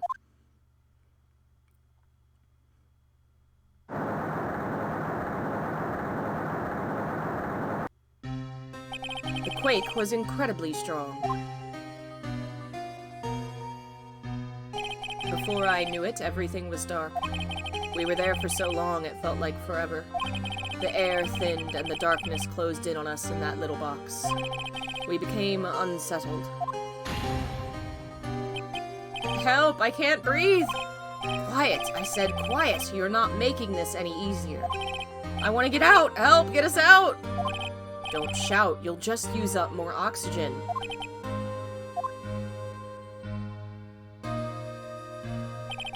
That's all I remember. When I came to, I was in a hospital bed, staring up at the ceiling. In court, Yanni Yogi's mental condition was called into question. They claimed the oxygen deprivation and stress had caused temporary insanity. In the end, the claim passed the court and Yogi was found innocent. Huh. But isn't that strange? This letter tells him to get revenge on Edgeworth. Why would he want to take revenge on you? Right. Yeah? There's something that's been troubling me these last few days. I didn't know whether or not I should tell you. You mean the nightmare? Yes, it's a nightmare I've had. A memory of a crime that I committed. A crime you committed? A memory of a murder. I think the time has come to tell all. For the last 15 years, I've had the same dream almost every night. I wake up in a fearful sweat every time. What kind of dream? To dream about my father's killing in the dark. Help! I can't breathe! Quiet! I said quiet! You're not making this any easier. I want to get out! Help! Get us out! Don't shout, you'll just use up more oxygen. I can't breathe. You're using up my air. What?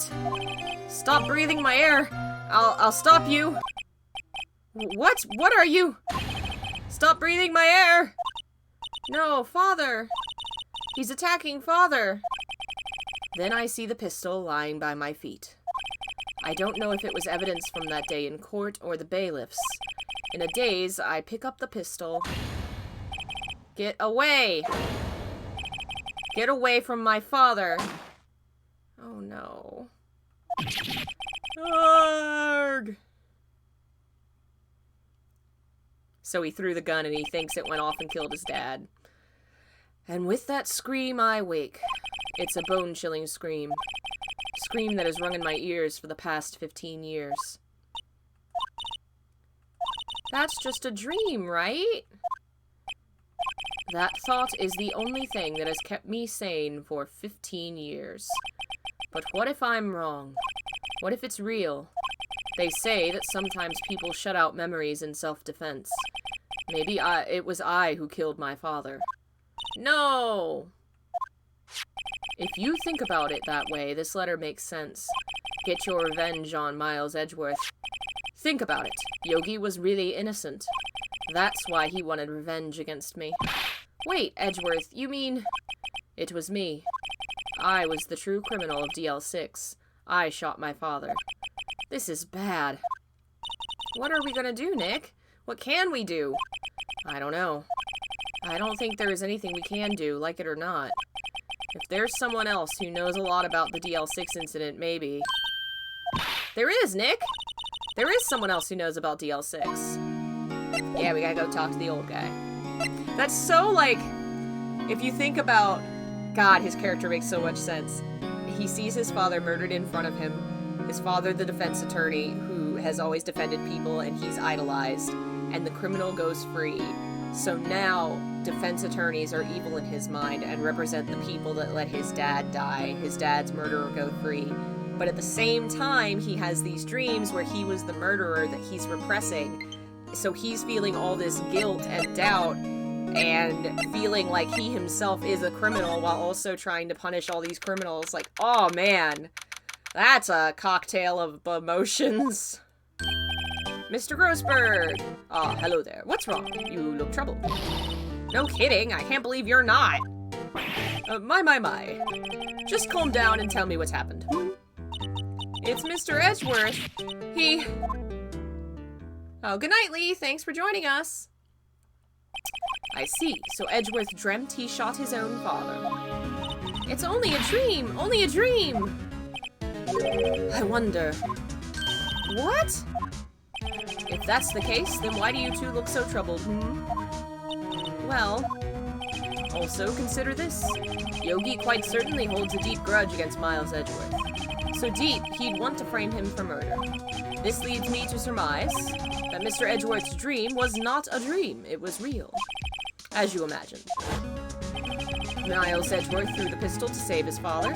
The pistol fired, and the deed was done. No, I don't believe it. Yogi was suspected of murder, and his career as a bailiff was irrevocably wrecked. Thus, he sought revenge on Miles Edgeworth. That was his last chance, of course, with the statute of limitations so close. What do you know about Edgeworth's father? He was a defense attorney without peer. It sounds trite, but it's true. Well, he may have had one peer, now that I think about it. Your mentor, Mia Fey. My sister? Gregory Edgeworth was very disapproving of Mr. Von Karma's techniques. That's no surprise. Von Karma is an extreme man. Forged testimonies and evidence are nothing to him. The result, he has a perfect win record in court. To beat him, Gregory Edgeworth tried to call attention to his methods. And he lost. And died in despair, as it were. I see. When Gregory Edgeworth was killed, the police called on a spirit medium. That was your mother, Misty Fey. I am Gregory Edgeworth. I have been killed. The one who shot me was the bailiff, Yanni Yogi. Yet Yogi was found innocent. That's when my mother left us. Everyone called her a fraud. That's right. Everyone thought she was, you see. Yet now that I think about it, it seems the one who lied was Gregory Edgeworth's ghost. Gregory Edgeworth must have known who shot him. I don't believe it. So you're saying he falsified his testimony? That Edgeworth's dad lied to protect his son? It's only a possibility, mind you. But a possibility nonetheless. That sucks.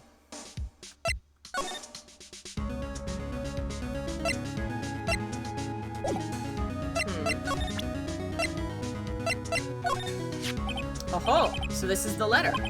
It does seem that Yogi was following this letter when he killed Hammond. But why kill Robert Hammond?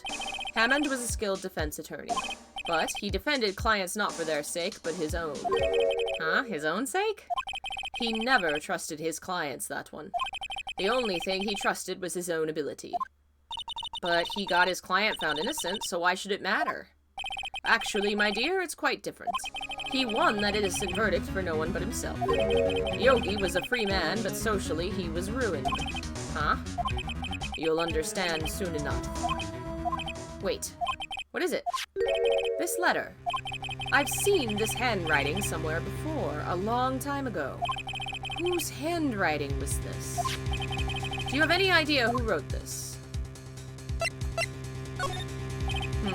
Could it be Manfred von Karma? Von Karma? Why would he have something to do with this? Well, I'm not sure. Von Karma, Von Karma. Wait! You're right, my boy! This is Von Karma's handwriting, I'm sure of it. I used to see it all the time on court reports. What? But that means the one who told Mr. Yogi to kill was... Correct. Manfred von Karma himself. What does this mean, then? Why would Von Karma want to frame Edgeworth?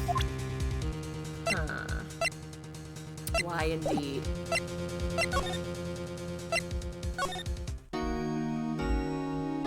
Okay. Let's see what the next thing we need to do is.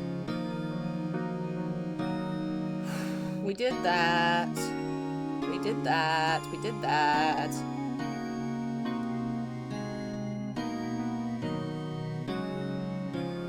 Oh, okay. We still need to talk to him, apparently, about the guy. Yeah. If it truly was Von Karma who wrote this letter, then he would know the truth. He would know that Miles Edgeworth had accidentally killed his own father. He'll say as much tomorrow in court, I should think. He'll press the point until the court finds Miles Edgeworth guilty. Oh no. But how could Von Karma know about Mr. Edgeworth's past like that? Even Mr. Edgeworth thought it was just a nightmare.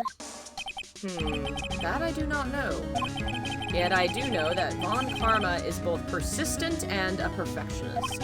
He may be seeking to satisfy a grudge against Gregory Edgeworth by hurting his son. What do you mean? It was 15 years ago. Von Karma met Gregory Edgeworth in court, and Von Karma did win.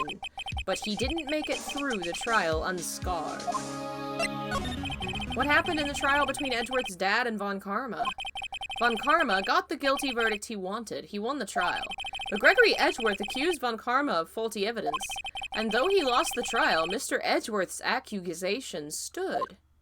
Faulty evidence? It was the only penalty Von Karma has ever received in his career as a prosecutor. Gregory Edgeworth dealt a blow to his perfect trial record. Wow. It must have been quite a shock for Von Karma. He took a vacation for several months after that, you see. A vacation? Yes, an unusual event for the man. That was the first and the last vacation he's taken in many years of prosecuting. Really? He doesn't take vacations? Like go to the sea or the mountains? Don't tell me he's never been to Europe. You have strange ideas about vacations, Maya.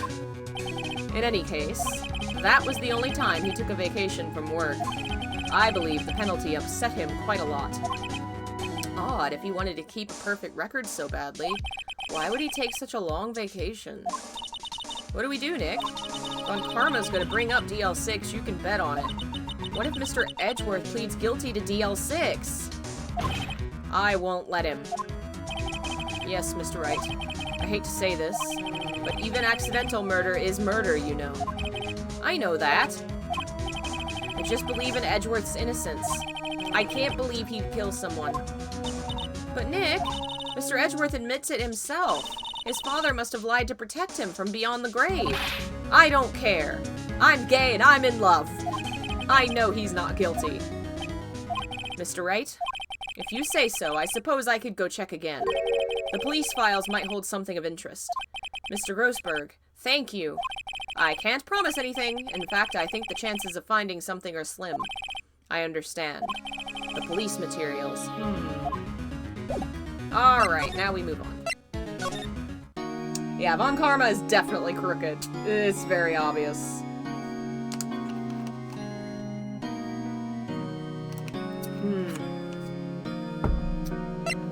Is there anywhere else we can move, or is this... Here we go. There's hardly anyone here. Everyone must be out looking for the old guy, Yogi. Ah, it's you. I don't think Gumshoe will be coming back today. He's staying out late looking for someone. Sounds like Detective Gumshoe's pounding the pavement for real. We were wondering if we could check out the records room again. Well, now I can't have just anyone wandering around in there. But I guess Mr. Von Karma's in there now anyway. Oh, fuck. He's totally messing with evidence. You can go in as long as he's there. Von Karma. Yes, he just arrived, actually. Von Karma's in the records room? Nick, let's hurry! Yeah, that's not good.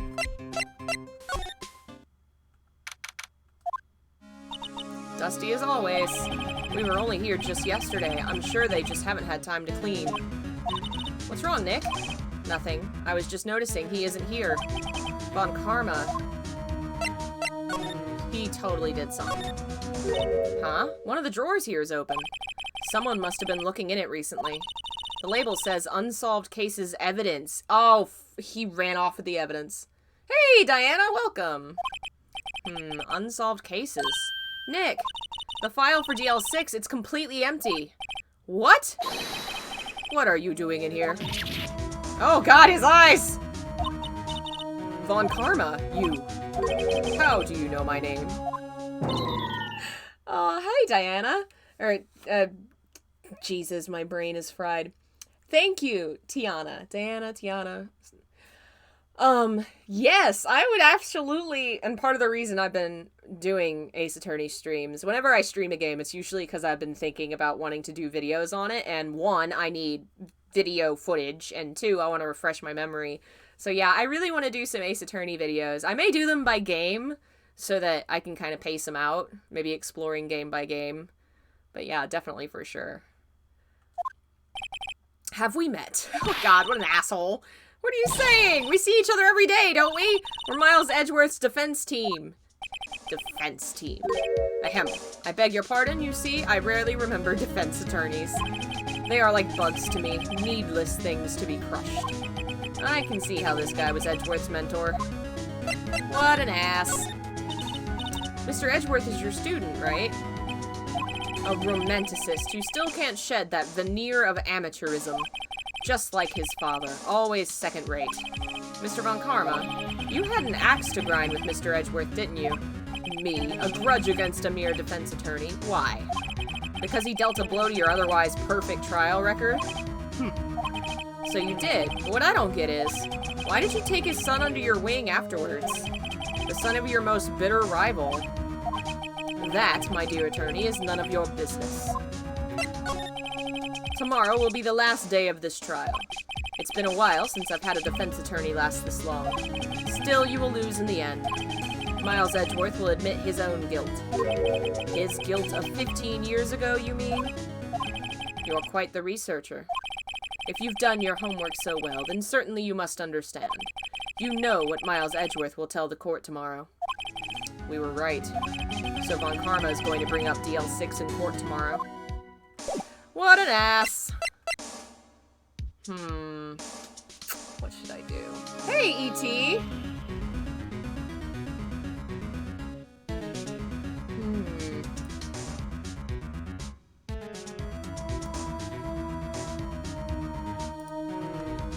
Guess I'm gonna present the letter.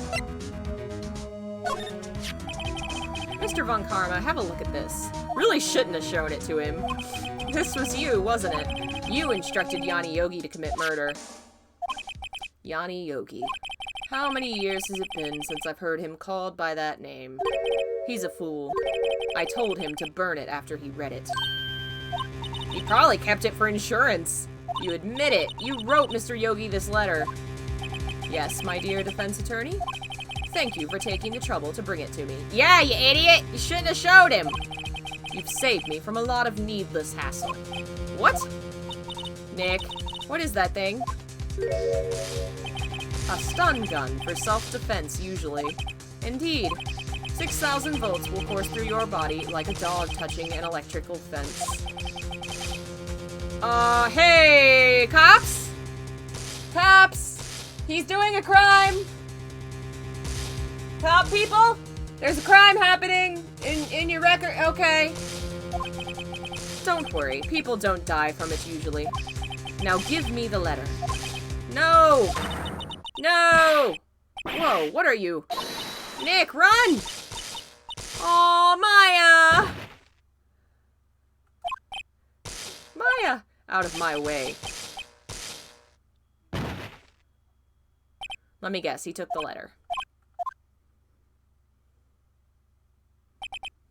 Ugh, he got us.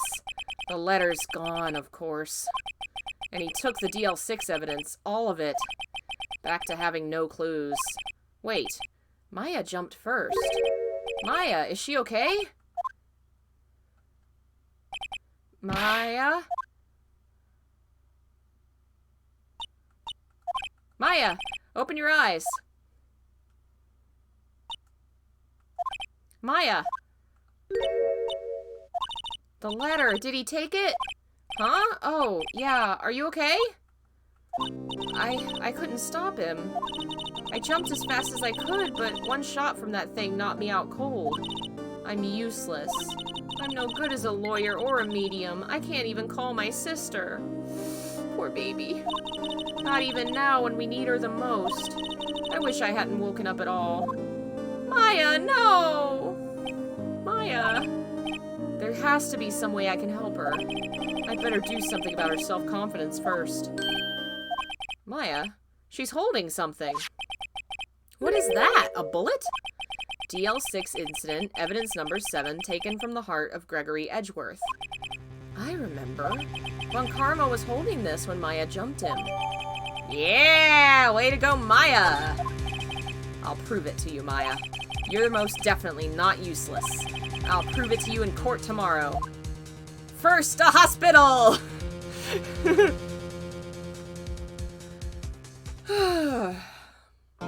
Alright.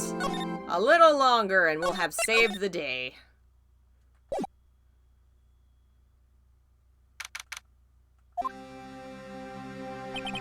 This is it, Judgment Day.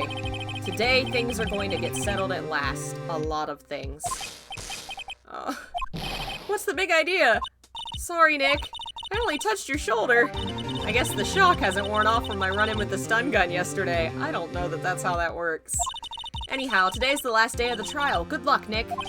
Yeah, thanks, Maya. Edgeworth is looking glum as always. I hope Von Karma doesn't push him too hard. Whoa. What are you doing? Sorry, I'm sorry. I just thought I'd cheer you up with a pat on the back.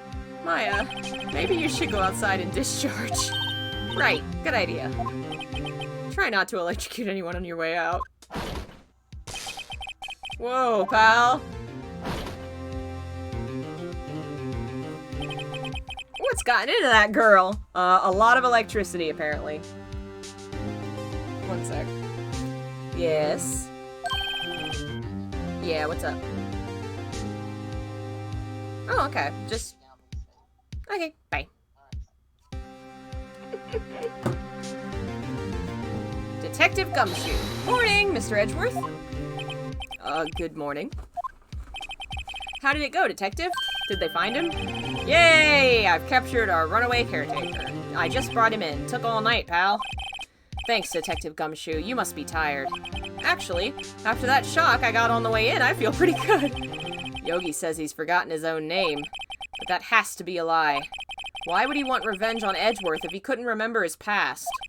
He does remember, and I'm going to prove it.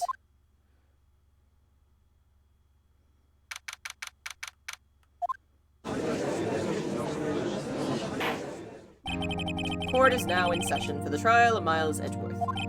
The defense is ready, Your Honor. The prosecution is ready. Right, very well. We have reached the final day of proceedings in this trial. I ask that the prosecution submit decisive evidence. Understood. Come on, don't be awed into silence by every little thing he says. Very well, Mr. Von Karma, your opening statement. Right.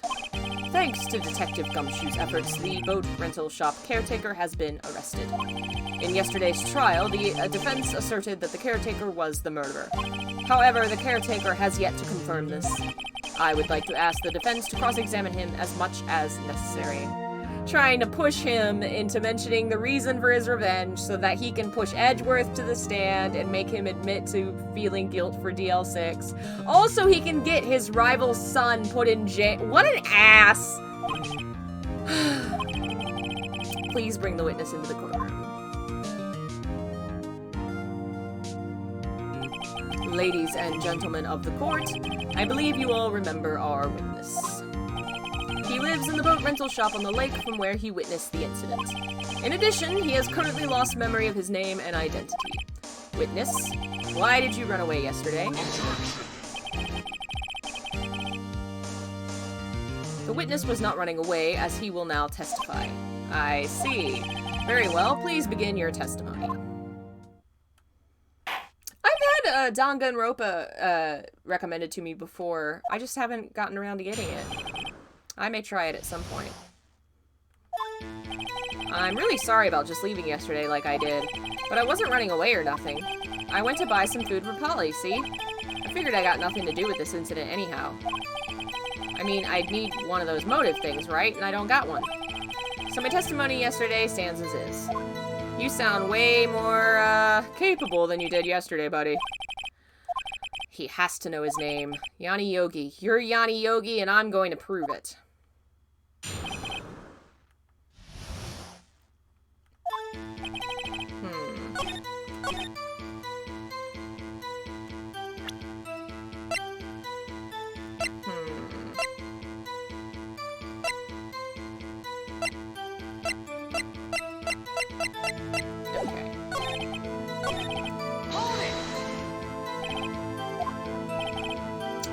Polly is a bit of a gourmand, you see. She only eats these high-quality bird pellets from France. They only have them in the big pet shop downtown.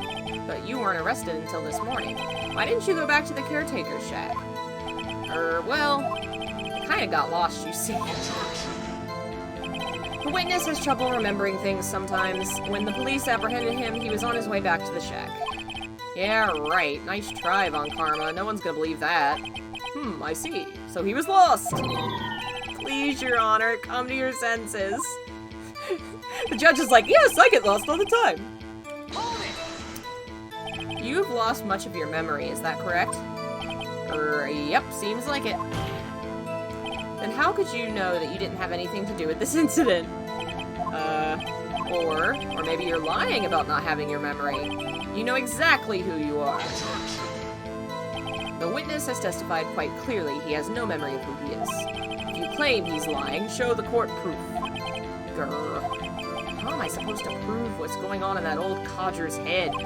That's impossible. I'm glad you come to your senses, Mr. Wright. Very well, witness, please continue.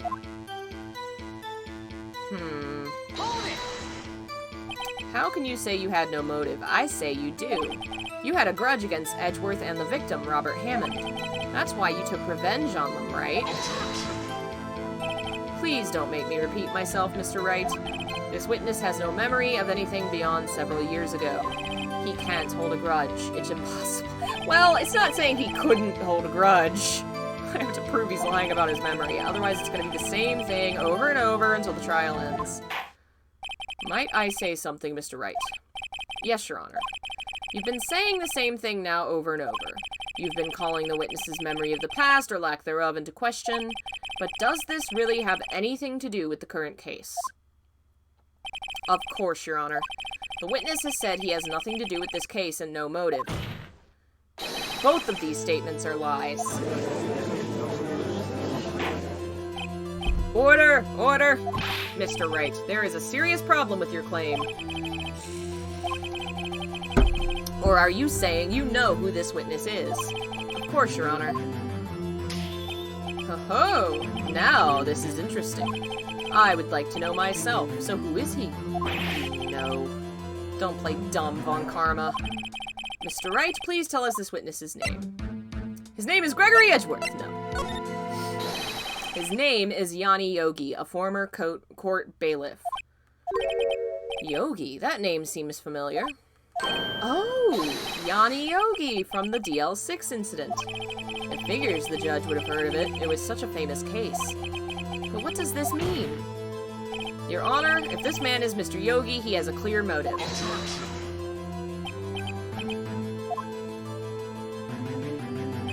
Jumping to conclusions again, Mr. Wright. This man, this witness, is Yanni Yogi. Fascinating. However, how do you propose to prove this to the court? This is a court of law, as you may recall. You need proof. And allow me to repeat once more, the witness has lost his memory. This is it. I have to do this now. If I can't prove he's Yogi right here, right now, then I've got nowhere else to go. Nick, how are you gonna prove it? How can you prove that he's Yanni? It's okay. It's actually quite simple. Your Honor, please take this man's fingerprints. Then we'll compare them to the fingerprints on file for Yanni Yogi 15 years ago. I see. That makes sense. Tisk, tisk, tisk. The evidence is missing because he took it. I'm so very sorry, Mr. Wright. Why? The witness has no fingerprints. Oh, okay. What? What? No fingerprints? You see, before I worked as a caretaker, I worked at a chemical plant.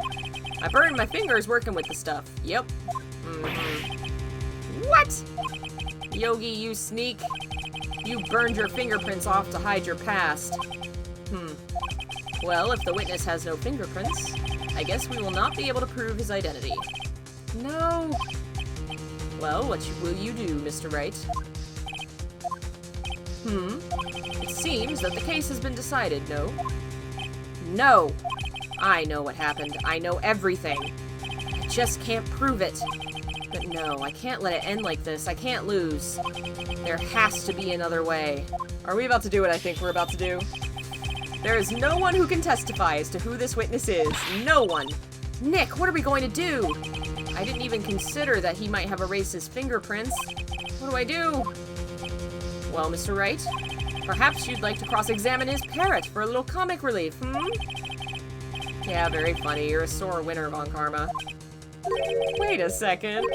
Cross-examine his parrot? What is it, Nick? No, you're not going to. Your Honor! The defense would like to take Mr. Von Karma up on his proposal. Take Mr. Von Karma up on my proposal? Exactly, Your Honor. I would like to cross-examine the witness's pet parrot. Hey, Alexis, thanks for joining us. Well, what do you think, Mr. Von Karma? Need you even ask? This is a farce. I object. Wait a second. You were the one who suggested I cross-examine the parrot, Von Karma. I have a right to do as you suggested. Well, if you're so desperate, then please be my guest. Of course, should you go through with this, and nothing comes of it, I hope you're ready for the consequences. Nick, this is crazy. Well, still want to go through with your little game? Let the parrot take the stand! I will cross-examine her, Your Honor. This is the most ridiculous thing I have ever heard. Von Karma's rigged every person's testimony, every piece of evidence, except the parrot. She's my last chance. At least I think so. Bring in the parrot.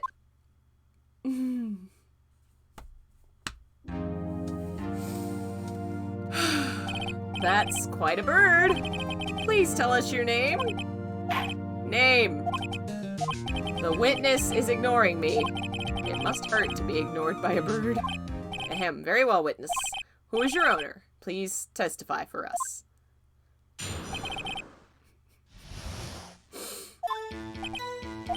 Hello, hello!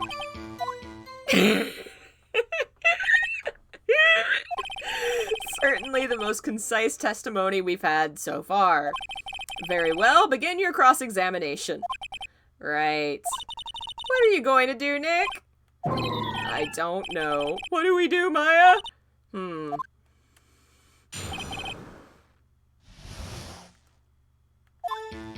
Hello, hello, Squawk. Witness! You can't just say hello and expect us to get anywhere! I want you to testify. Maya, you talk to her. Right, what do I say?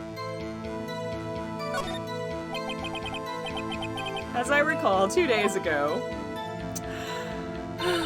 Polly, Polly, have we forgotten something? Don't forget DL6. If I can get Polly to say that here, that will prove that the caretaker had something to do with DL6. Polly, have we forgotten something? Hello, hello. Oh, man. That's not what you're supposed to say. Forgot something. We forgot. Hello, hello. Uh-oh. It's not working, Nick. She won't say it. This is ridiculous. Why won't she say it? Tisk, tisk, tisk. Something the matter, Mr. Wright? Wait. Don't tell me Von Karma expected this! What? How do you expect the parrot? No! You can't expect the parrot! He couldn't have retrained the parrot! No! I refuse! Did he train her not to respond when we ask? Well, I guess we should try to get some information out of her. We need to show the judge. Okay, so I guess I have to keep doing this. Alright. Maya, you talk to her. Okay, we said the first thing. Maybe I should get her to say her name. Polly, Polly, what's your name? Polly, Polly, Spot. Mr. Wright, I think we've established the parrot is named Polly. Does this have anything to do with the owner's identity? Well, I guess it doesn't. Please only ask questions pertaining to the matter at hand. Oh my god. Alright, let's do the last one.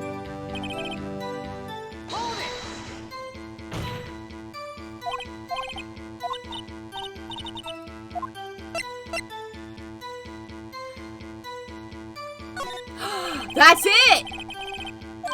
Huh? The safe? Why? Let's just try to get her to say anything, okay? Polly, what was the number to the safe in the shack? 1228, 1228. That's the date of when the murder happened. My, what a reckless parent. Well, Mr. Wright, you aren't claiming the number. Yes, it does.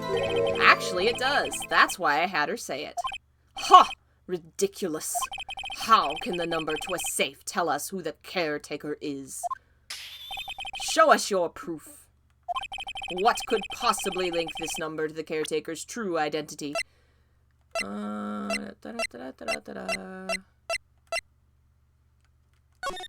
Yep.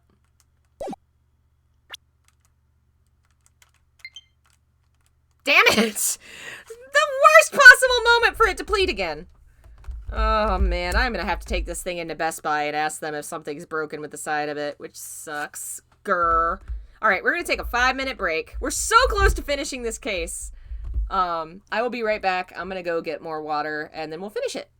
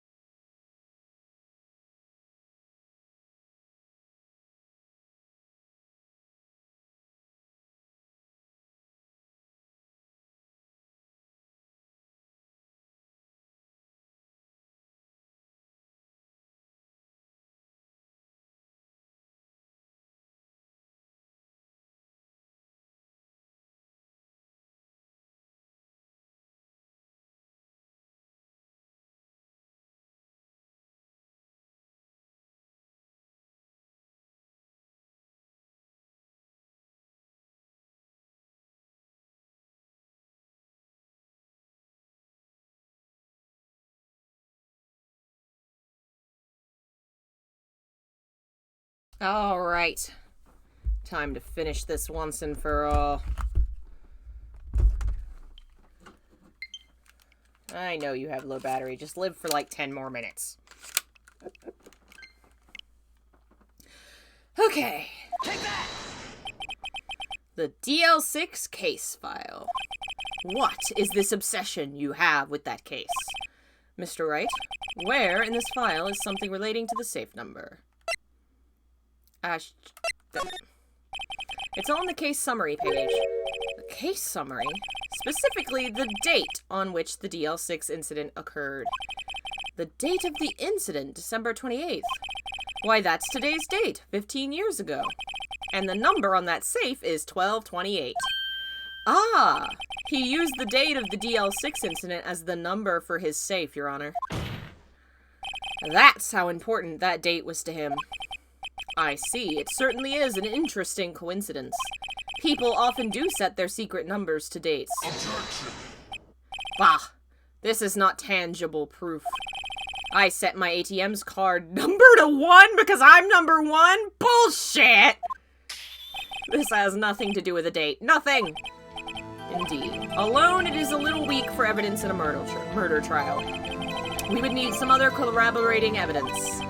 Where am I gonna find that? Nick, we're getting closer. One more, if we can get one more piece of evidence. Right. What? Very well, witness, you may continue. Alright, I need to look at that case file, I feel like.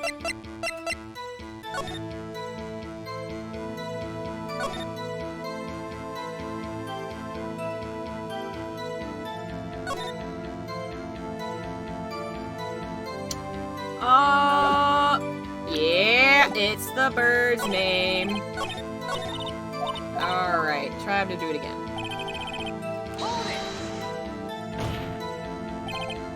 Witness, you can't just blah blah blah blah blah blah.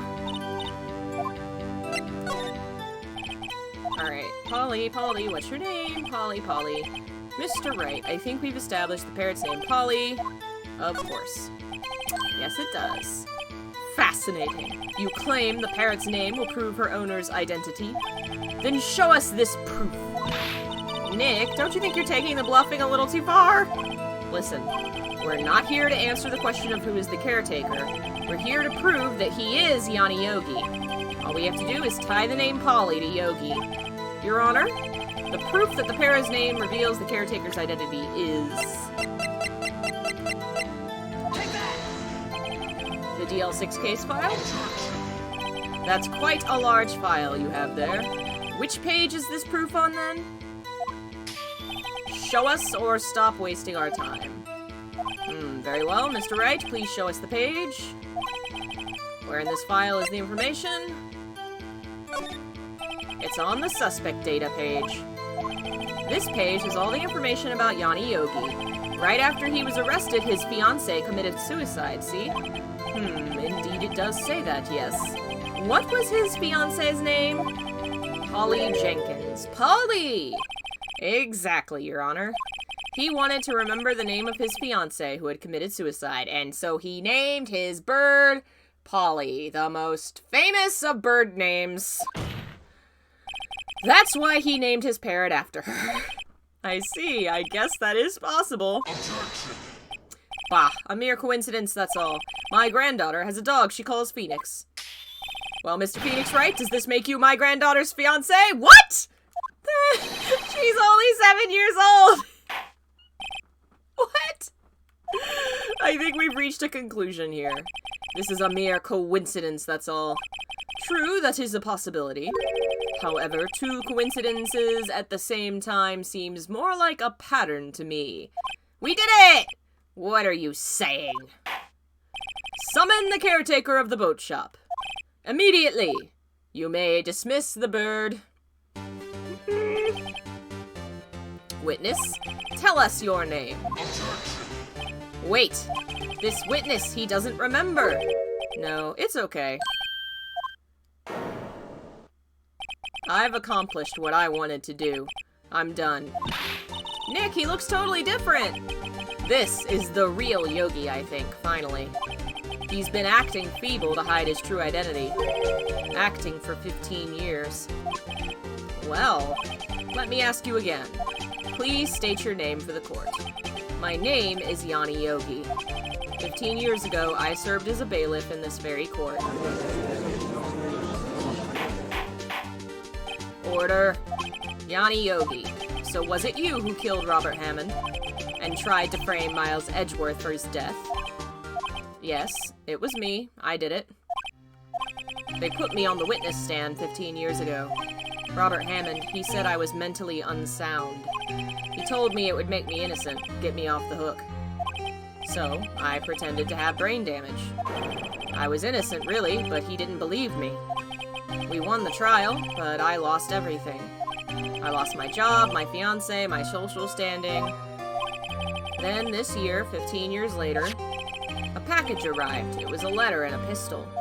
The plan was written out in careful detail. It was a plan for me to take my revenge on the people who ruined my life. I didn't care who had sent it. I thought this was my chance after 15 years. This was it. Finally, a chance to have my revenge on Robert Hammond and Miles Edgeworth. I have no regrets. Wow. Cool motive, still murder. Revenge against Miles Edgeworth? What do you mean? I'm not at liberty to speak on that matter. Why don't you ask Mr. Edgeworth yourself? Why can't he? Anyway, I admit it, I was the one who killed Robert Hammond. Well, that one's done. Von Karma, where is Mr. Yogi? Under arrest, Your Honor. I saw no room for error in his confession. Then the defendant, Miles Edgeworth, is innocent. In this case, at least. Don't say that, you piece of shit, trying to make him... Very well. Will the defendant please take the stand? He's gonna do something stupid. Don't do it, Edgeworth, it's a trap. There are a few mysteries left unsolved. Still, you are cleared of suspicion for this case. So I would like to pass judgment on the murder of Mr. Robert Hammond. Any objections? I don't believe it. Why isn't Von Karma saying anything? Very well. This court finds the defendant, Mr. Miles Edgeworth.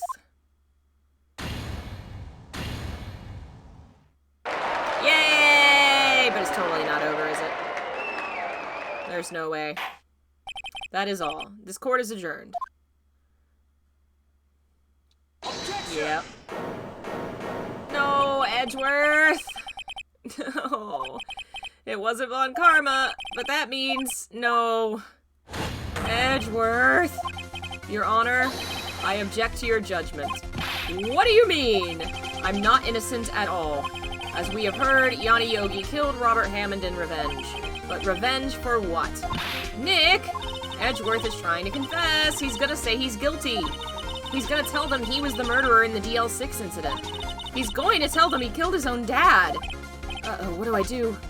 Objection! The judgment has already been passed. I object to Edgeworth's outburst. Of course. Didn't something like this happen yesterday, too? I believe a certain witness raised an objection after a guilty verdict was passed. Shit. We must hear this new statement. We must hear Miles Edgeworth. He's right. We have a duty to hear Mr. Edgeworth out. Fuck, I hate this guy. Edgeworth, don't!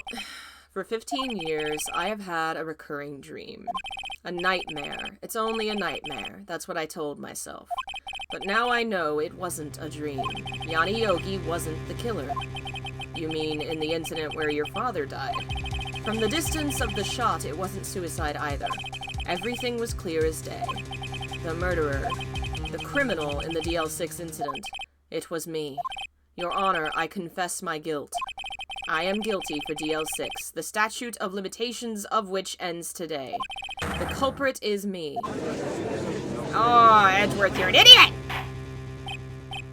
Order! Order! This is certainly unexpected. The defendant, declared innocent, is confessing to a different crime. A crime for which the statute of limitations runs out today. I'm not really sure how I should deal with this. Bah! It's obvious. We hold a trial. Right here. Right now. Of course you'd want that. We try this man for his crime of 15 years ago. Fuck you, Von Karma. I think I would like to take a 5-minute recess. During this time, I will consider the appropriate course of action to take. Court is adjourned. God, I hate this dude. Water bottle cam. Whoops. What a douchebag. I'm sorry, Wright. I've just wasted all of your effort. Mr. Edgeworth, I just don't believe it, sir. I mean, you kill your dad? I didn't want to believe it myself, detective. But it's the truth. I deserve to be punished. No, you don't. Just go to a BDSM club if you need to get... That's fine. You don't have to be arrested to be punished. Murder is murder, no matter what the circumstances. This is crazy. Just crazy. Nick, what are you doing? Huh? Oh. I was just reading through the court record once more. I'm getting my case ready. Your case for what? Huh? Isn't it obvious? I'm going to prove Miles Edgeworth is innocent. My gay love will prove the innocence! What are you talking about, pal? He just admitted to it. He confessed that he did it. In court. I'm sorry, Edgeworth, but I don't believe your nightmare. What? It's just a dream. It's not real. The truth is right here in this court record. In any case, tighten your belts. The real fight is just beginning. I'll prove you're innocent. Trust me. Right? Okay, yes, one, he was a child. And also in a really traumatizing situation where even the adults were oxygen deprived and not behaving normally. And he didn't do it. Like, a dream, dreams twist memories, they twist feelings, they present what you think happened. Like, you can't take that as evidence, but obviously, like, he's been really beat up and conditioned to think this way. I'd like to resume our trial. Judge, Miles Edgeworth has admitted his guilt. He has confessed his crime. Let us begin by hearing his testimony. Then, though pointless, let the defense do their cross-examining. The statute of limitations runs out today. Though it's unconventional for me, I'd like to run this one by the book. Oh, well that's... It's unconventional, but I'd like... Okay. What a shitty thing to say. No, Your Honor. On Karma, you knew this was going to happen from the very beginning, didn't you? Yeah, it's what he planned. He totally planned this whole thing just to shit all over Edgeworth's life. Because he hadn't done that enough already.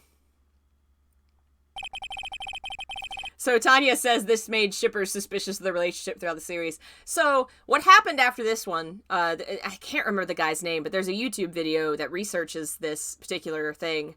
Fans did react so strongly to the relationship of Edgeworth and Phoenix after the first game and shipped them so much and saw them as being gay together that the dev team saw that and was like, oh, wow, okay, let's lean into this. And they researched yaoi and boys love and media like that in Japan, of which there's a lot, and kind of looked for the tropes and things that were common and decided to use those tropes in the relationships with Edgeworth and Phoenix. Like, just amazing. The first time you have something like that that's discovered and the series doesn't go no homo, they actually embrace it. It's wild. And you can tell the game really does lean into that kind of campy, really emotionally powerful relationship. Like, they never make it canonical, but the emotion is there. They really come across as canon. They do. They are basically canon for every, you know, in every way that matters. It's just not a series. It's not a romantic series, you know? Like, it's about the power of their bond, and that bond is any and everything, you know, however you see it. It's really great.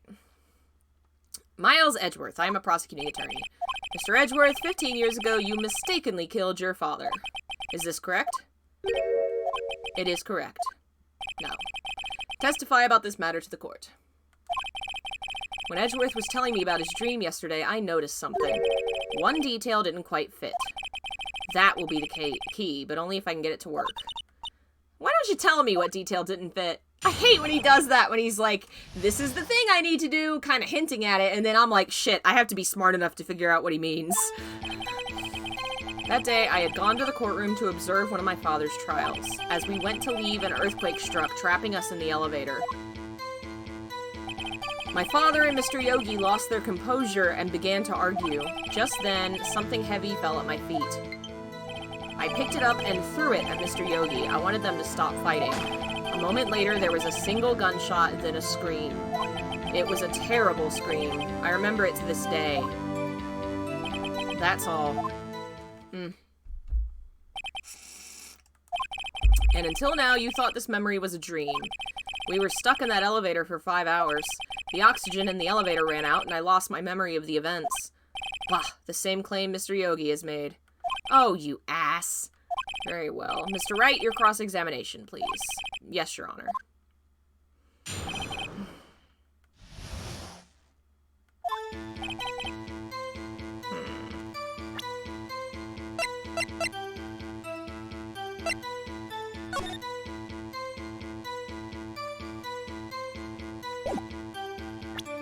Huh. Let's see if that's it. My father... heavy. I picked it up and I wanted them to stop fighting. The gun fired once. Yes. I think after I threw it, I lost consciousness. Since then, they've echoed in my head every day. That gunshot and that horrible scream. The scream. It's a terrible scream. To this day, yes, I can practically hear it now. I doubt I will ever forget that scream as long as I live. There it is. One part of that testimony clearly contradicts the evidence. I don't know what it means. I better find out and quick. I wish you'd tell me what it does.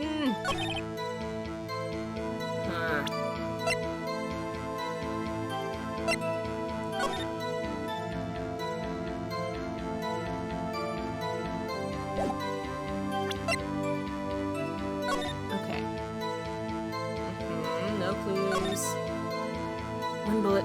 The murder weapon was fired twice! The murder weapon was fired twice. That's it. Okay.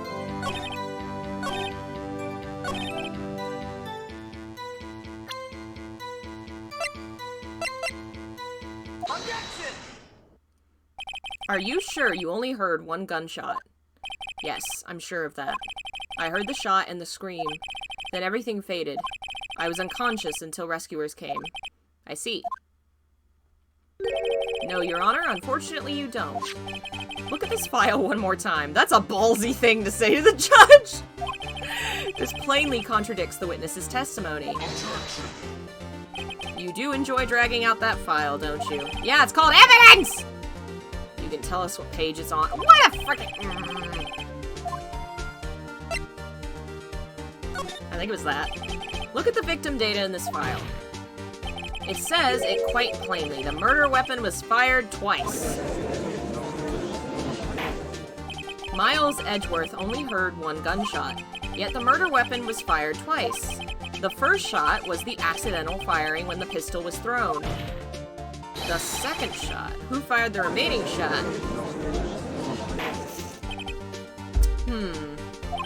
Was there perhaps another shooter who fired the second shot? Your Honor, as I'm sure you're aware, this incident occurred 15 years ago. The evidence is dated. The pistol did fire twice. However, we do not know when that second shot was fired.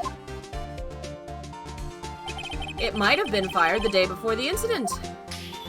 There is no proof the second shot had anything to do with this incident. What? I see. You do have a point, Mr. Wright. One of those shots was fired by the defendant, a boy at the time. Do you have any proof that the other shot fired had something to do with the case? Yes! Of course I do. I don't know what it is yet, but I'll think of it. I will be able to show you proof. What? Impossible. Now, save your surprise for after you've seen the evidence. Very well, Mr. Wright. Show us your proof. Okay.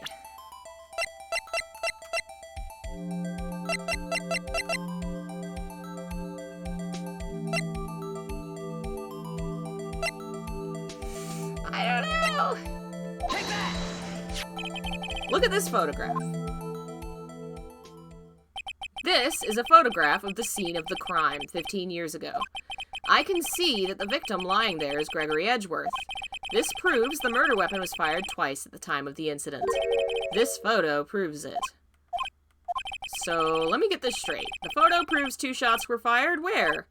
Your Honor, please. Please get a clue. Give me the clue. I don't know!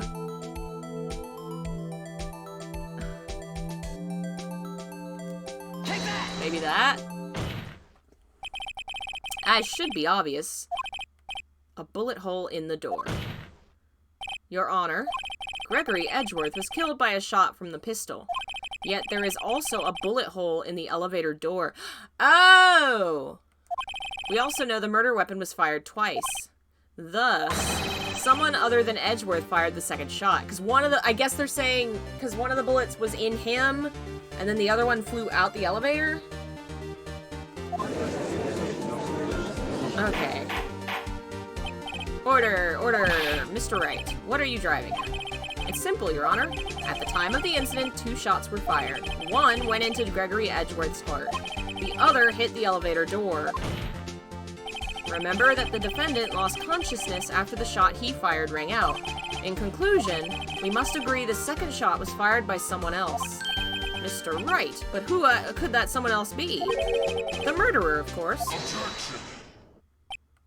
I knew I should have stepped in before your wild fantasies got out of hand. I'm a frickin' Look once more at the DL6 incident case file. Look closely. Try the case summary page. Case summary. That's page 1. Look what is written there. Not a single clue was found on the scene. If the pistol had indeed been fired 2 times, then the other bullet would have been discovered on the scene. But it's obvious from the picture, so clearly the shitheads just didn't find it! They were incompetent, clearly. The second bullet has never been found. Why? Because the second bullet does not exist. The bullet that claimed Gregory Edgeworth's life was one fired by his own son. That is the truth of this matter. The whole truth. It was undoubtedly something else that made that bullet hole in the door. It was something else that made that bullet hole in the door! Something other than a bullet made the bullet hole in the door. Oh my.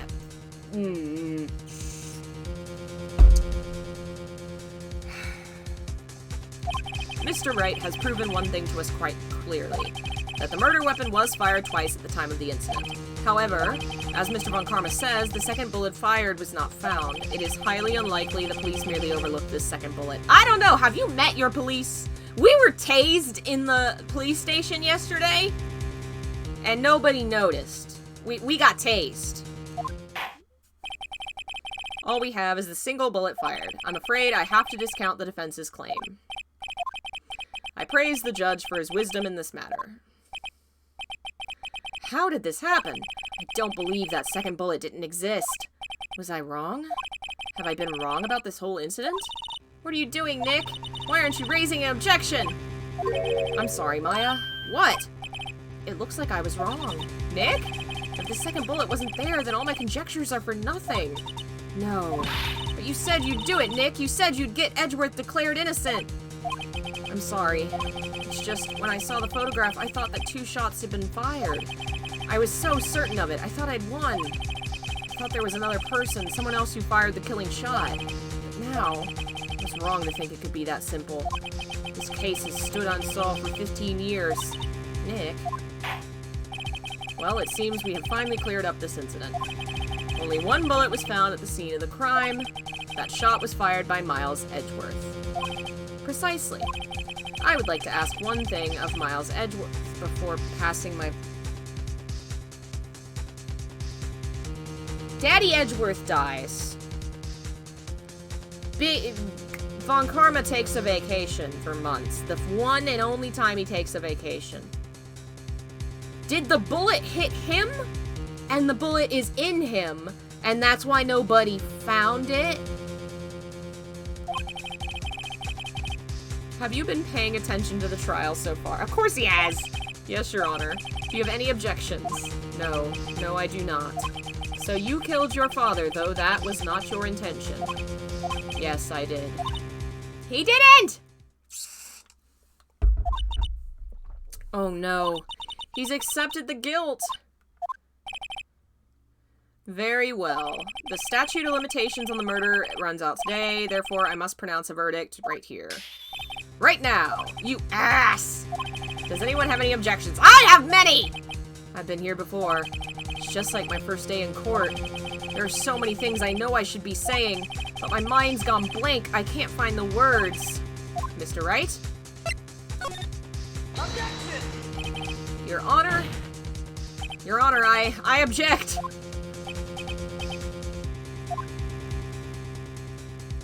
Mr. Wright, on what grounds do you object? On the grounds that you're an asshole! Nick. I don't know, his case is perfect! Uh-oh. It must exist. The second bullet.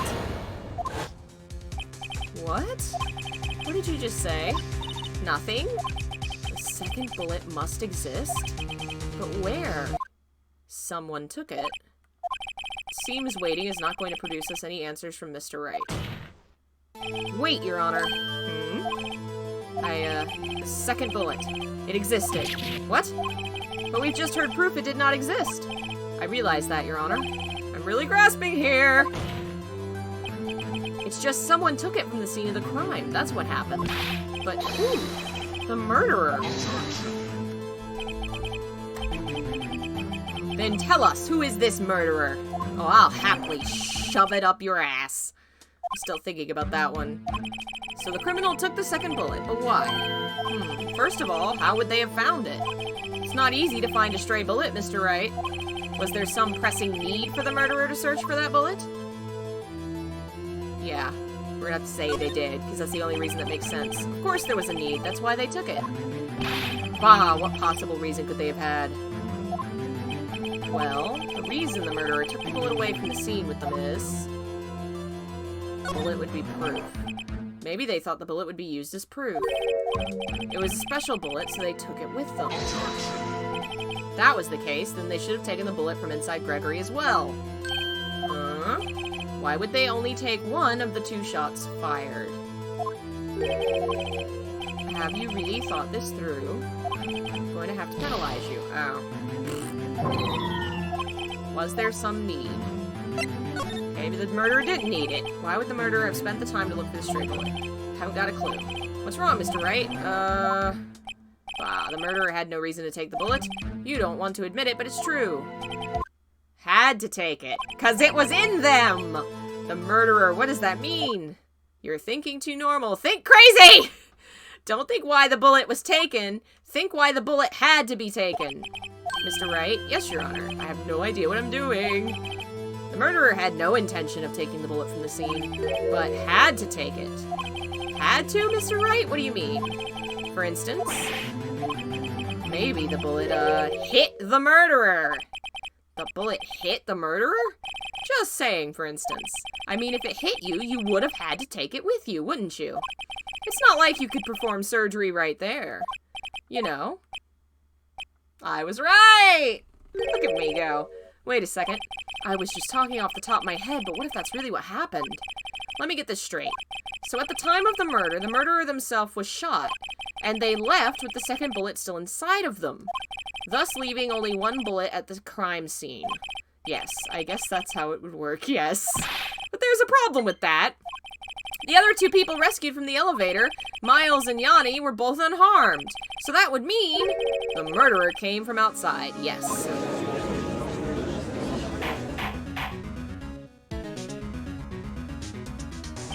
The 2 men fight inside the elevator. Trying to stop them, the boy picks up the pistol at his feet and throws it. The pistol discharges, and the bullet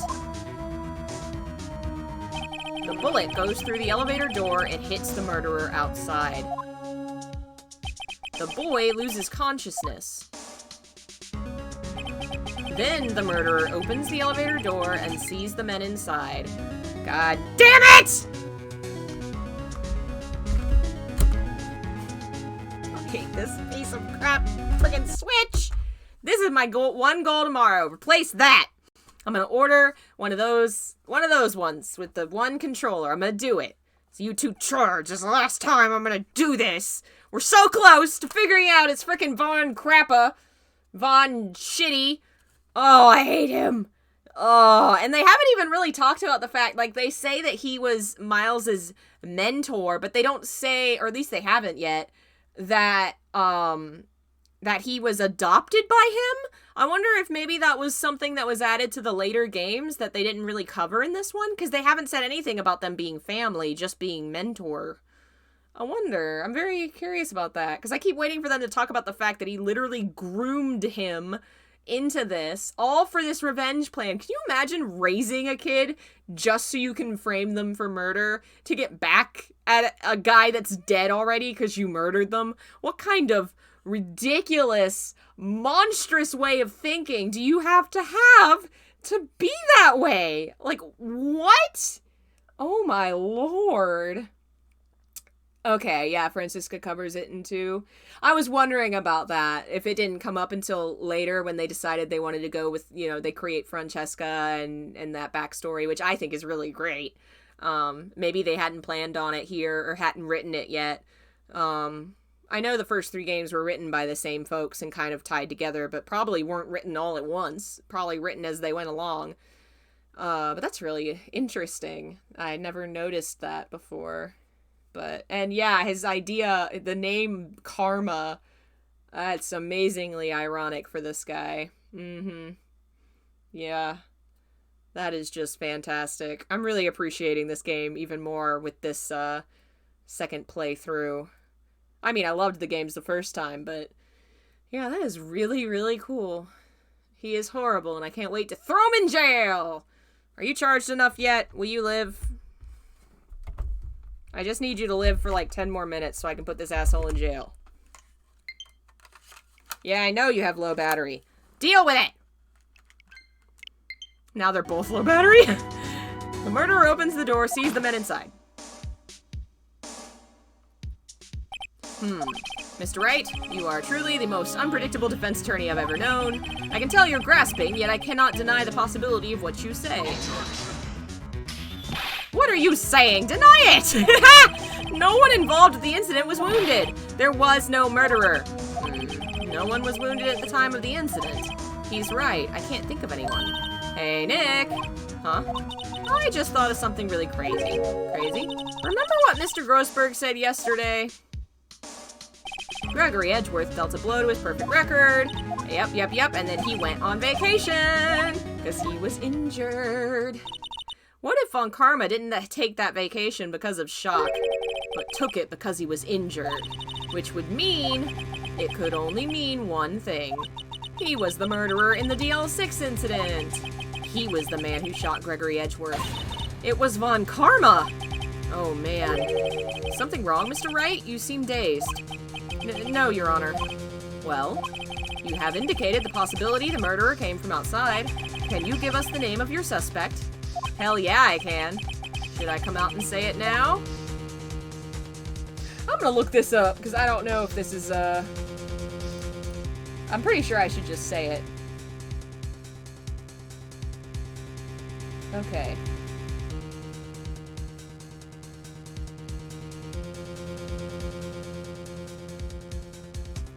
Yeah, okay, awesome, alright. Your Honor, there is a suspect, one lone suspect. Well, this is certainly interesting news. Very well, Mr. Wright. Who is your suspect? My hands are shaking. V what? Von Karma. Von Karma?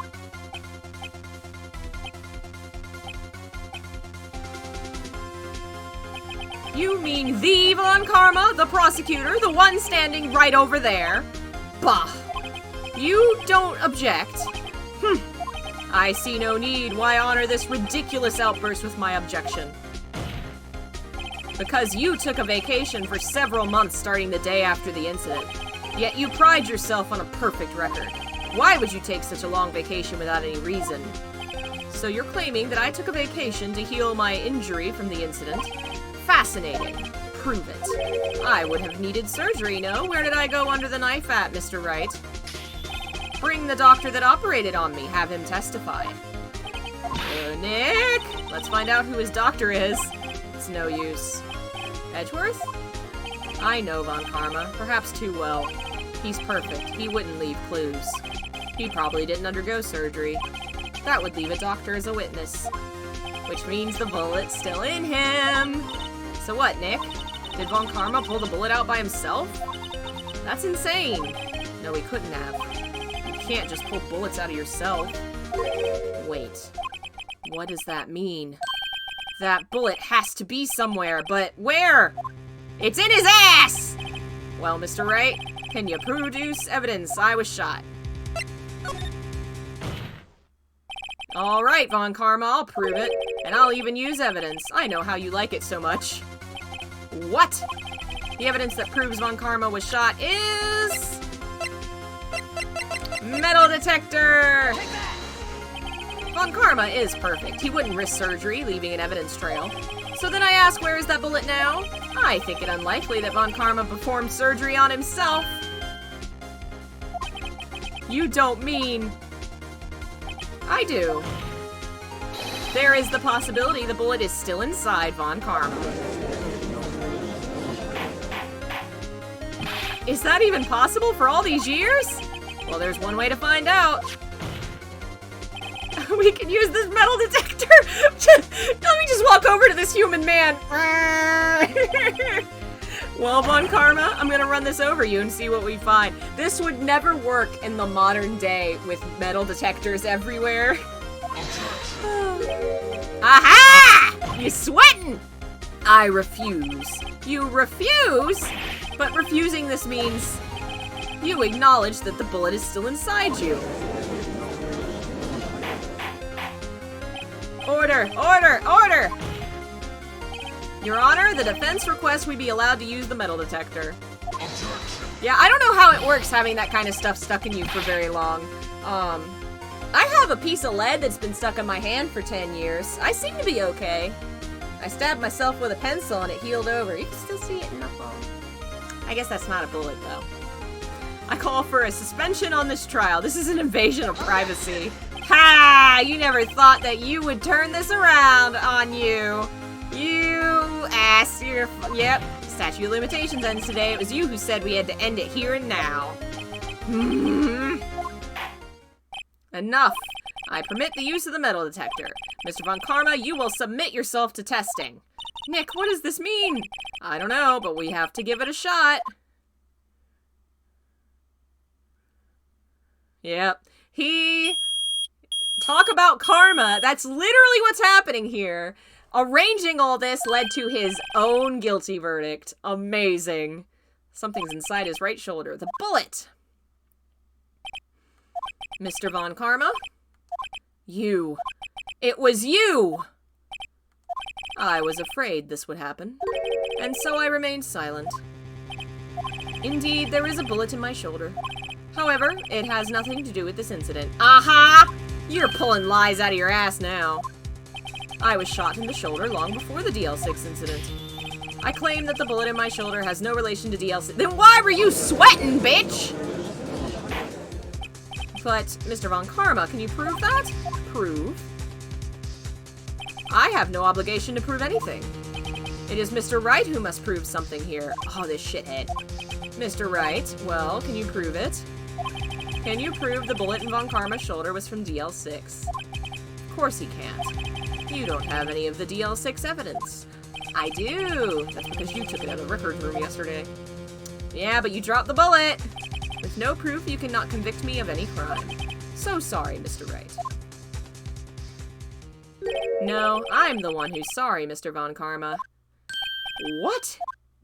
You were close, one day away from freedom. But you see, I have proof. What? Who would have thought you would dig your own grave trying to convict Edgeworth? I can link that bullet in your shoulder to the DL6 incident. And here's my final proof. That's a bullet.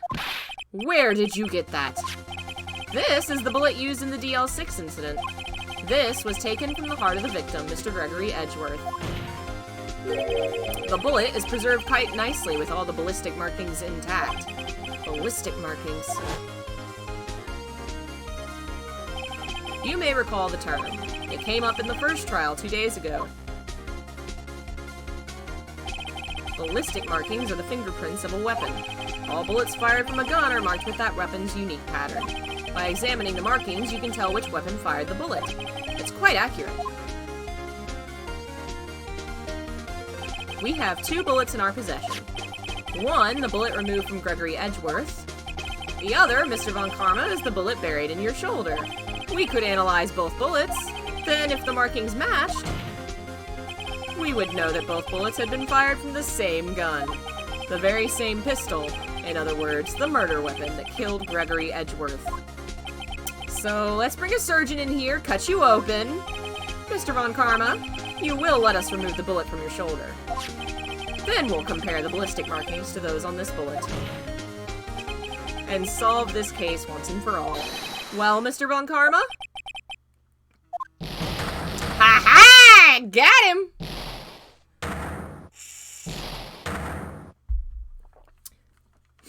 Oh, poor Edgeworth. That scream. I've heard that scream before. Wait, I know. So he heard him scream when he got shot. That's who was screaming, not his dad.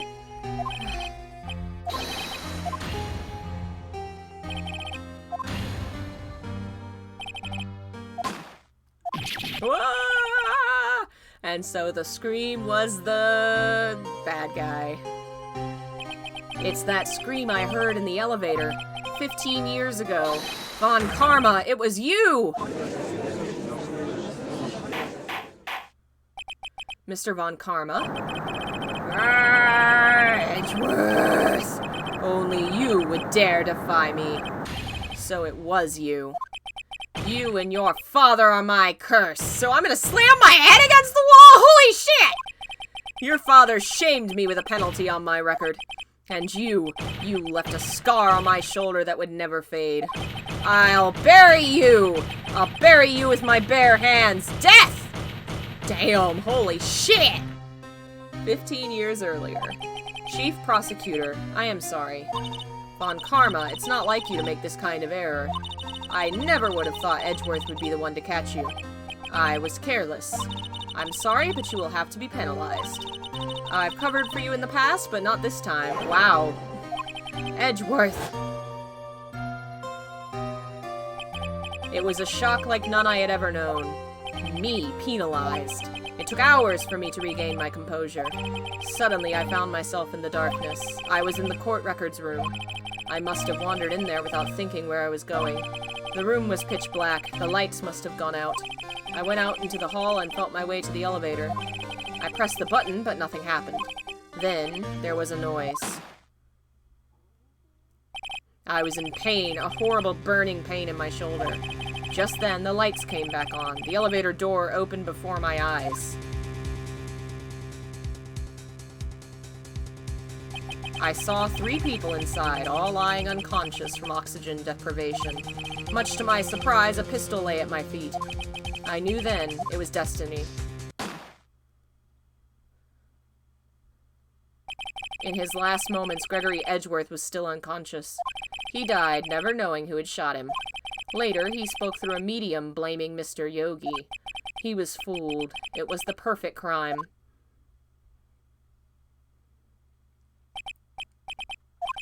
Who would have thought another man would have come to open that elevator door? Judge? What? What are you doing? Do your job. Bring an end to this miserable charade. Now end it. Very well. Even now, still trying to hang on to control. It appears that we have come a very long way to the end of this maze. 15 years later, Mr. Miles Edgeworth? Yes, Your Honor. You were innocent. You are innocent. As you said, it was all a nightmare. Yes, Your Honor. Poor baby. This court finds the defendant, Mr. Miles Edgeworth, not guilty! Again! Yay! Throw Von Karma in a hole! Send him to Silent Hill. Court is adjourned. Oh man, he is gonna need some help. I mean, the rest of the games kind of deal with that too. It is not over for Edgeworth and his suffering. But things start getting better eventually. Nick, we did it! Did you see his face? Fun Karma looked even paler than usual. He's pretending to be all cool, but inside you crushed him, Nick. Crushed! I gotta say, I'm impressed. It was pretty close, though. I was sure we had it. I know, I was on the verge of tears the whole time myself.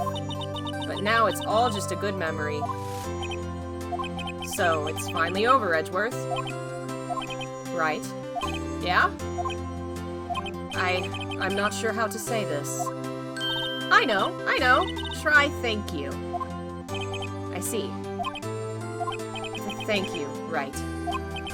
You're welcome. Character growth. I think you could have done better than that. Sorry, I'm not good at this sort of thing. You got a lot to learn, Edgeworth. She's got you there. Woo! Amazing, pal. You pulled through just like I thought you would. I'll never forget this. I owe you one, pal. And tonight, let's party. Dinner's on me. Yeah, my salary went down a bit this month. But who cares? See, Mr. Edgeworth? You should take a lesson from Detective Gumshoe. That's how you say thank you. I see. Ahem. I feel foolish. Oh, my baby boy! He's spreading his wings and trying to fly. Don't worry, take it a little at a time. You'll get used to it. It's been 15 years since I've seen Edgeworth this unguarded. Hey, y'all! Lotta! Y'all were great in there. Thank you. Yo, Edgeworth, congrats! Thank y'all very much. I knew you were innocent from the start, of course. Just look at you. You wouldn't stick your hand in the cookie jar if no one was there. You were the witness on the first day of the trial, weren't you? Yeah, well, let bygones be bygones, eh? Speaking of which, what are you doing now, Lotta? Who, me? Oh, I went back to college. I gave up trying to be an investigative photographer pretty quick. Really? That's too bad. Huh? Isn't that the hot dog guy from the park? Huh? It's over, Nick. My life is over. Why the sad face, Larry? What happened now? Oh, Nick, I'm not long for this world. You don't look sick. It's Keonce. She's going to live in Paris. Paris, Nick! She's leaving me behind. Should have seen that coming. Yo, Edgy, there you are. Yes, here I am. Congrats, Edgy! Here, a little gift from me in celebration. Celebration? That's unusual for you. Harry Butts, you come along tonight too. My treat, pal. Huh? Thanks! Looking forward to it. Yo, Nick! That's the suit that questioned me. When he says treat, that's not police talk for prison food, right? I think you'll be fine, Larry. Right. Yeah? What's up? That envelope that Larry gave me. It's got money in it. Well, yeah, that's not that strange. People give money away to celebrate sometimes. It's $38, right? Huh, what a weird amount. I mean, it's not a little, but it's not a lot either. $38 exactly? Nick? Wasn't that the exact amount of lunch money that was stolen from Mr. Edgeworth in school? $38? No. No, Larry, it was you! What are you so surprised about, Wright? Huh? Larry was absent that day from school, right? But that doesn't automatically rule him out as a suspect. What? Think back to that day, 15 years ago. Larry took the day off, but he was bored, so he came into school anyway. Then he saw the money lying there, and the rest is history. I never was good at history. Edgeworth, you didn't know, did you? I suspected. I just couldn't picture Larry protecting you like he did that day. Everyone else was saying you did it. The whole class was against you, remember? Yeah, too well. Right, you may not know this, but we used to have a saying back in school. When something smells, it's usually the butts. I know. Really, Wright. I'm surprised you didn't figure it out. Well, this sure is an unexpected turn of events, eh? Edgeworth? You should have told me! Now, Nick, it was 15 years ago. Don't you think the statute of limitations has run out, Mr. Edgeworth? I'd say so, yes. There you have it! Grr. Where does that leave me? I became a defense attorney because of what you two did! Well, you have always been something of an insufferable emotionalist. Yeah, and you get worked up too easily, too. The death sentence for both of you! Man, if only I'd known I'd become a prosecutor! The same goes for me, only the other way around. For the longest time, I thought that I might have killed my own father. I thought I might be a criminal. I became a prosecutor in part to punish myself. If I had known the truth, I might have become a defense attorney after all. Edgeworth. Want to switch, right? Hey, y'all, line up. I'll take a photo. Hey, photo time. Let's go. And after that, dinner on me. Oh, my beautiful children. Detective Gumshoe took us out on the town that night. We celebrated Edgeworth's newfound freedom, even though Edgeworth himself was still in detention.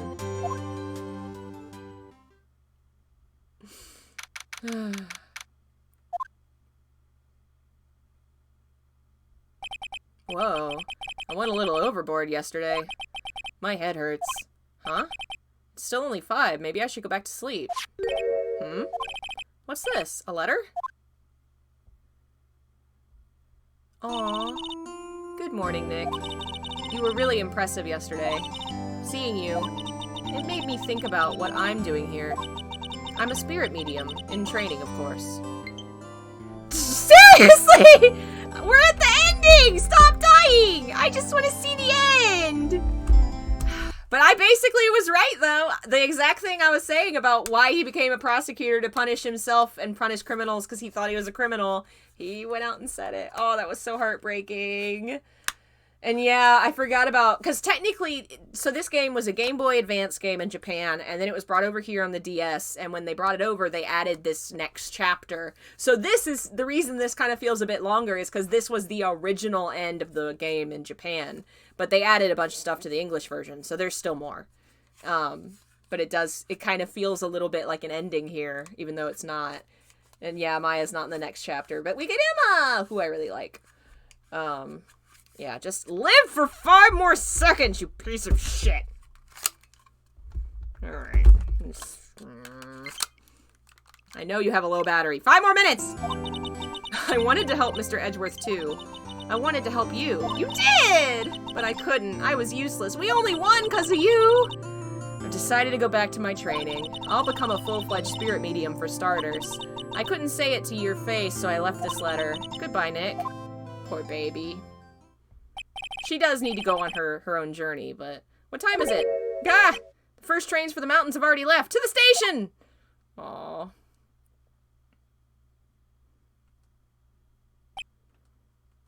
I guess I'm too late. Hey! Nick! Maya! So, you're leaving. Yeah. It's hard being a spirit medium who can't talk to spirits. And... I think you'll do fine without me, Nick. Be good, okay? Hold it! Wait! What? I never could have saved Edgeworth without your help. Huh? On the last day of the trial. I heard her. I heard Mia's voice. You heard my sister? Yes, only her voice, but still. It was at the very end when I thought we'd lost everything. Well, that's my sister for you. Detective Gumshoe helped, and Mr. Grossberg, and even Larry. I'm the only one who couldn't help. I was useless, Nick. But you were the one who stopped Von Karma, Maya. Huh? I didn't do anything. All I did was wander around in a daze. Sorry, but I have evidence that you helped. Evidence? Yeah. She got the bullet bag. A bullet? Von Karma was convinced he had taken all the evidence pertaining to DL6, but you were the one who rescued the last piece of evidence we needed. This was the bullet that put an end to Von Karma, and you were the one who gave it to me. Nick? Thanks, Maya. I couldn't have done it without you. I'll be back soon. Huh? I'm going to complete my training and come back. Okay, I'll be waiting. Of course you will. You can't run that office by yourself. You're hopeless. I don't know about that. So, this is it. See you soon, Maya.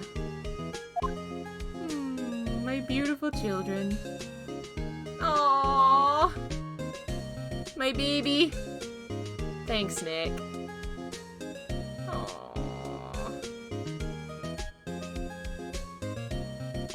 And so my story ends. Time to turn a new page and say goodbye to the novice defense attorney that I once was. Now a new story begins with the same old crazy cast of characters. Ha! Don't think you've graduated yet, amateur. Mr. Wright, perhaps you'd like to rethink that claim. Yes, Your Honor. Uh-oh, I got a bad feeling about this. Objection! Oh, so cute. Yeah, that must be the original ending, because it does have credits and everything. What about the... Oh, we're gonna have a bunch of stuff. Hey, pal, Mr. Edgeworth came down to the precinct to wish me a Happy New Year. Talk about a pleasant surprise. Whoop! Detective Gumshoe! No! Then he hung his head low and went right back outside. Oh, kinda like he was embarrassed or something. Oh, shit. Oh, man. Oh, my precious children.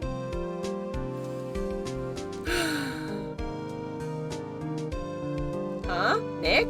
Nah, I haven't seen him lately. Who, me? I've been working at a cheese shop. That Missy's a nice lady, but she's not exactly what you'd call a cheap date.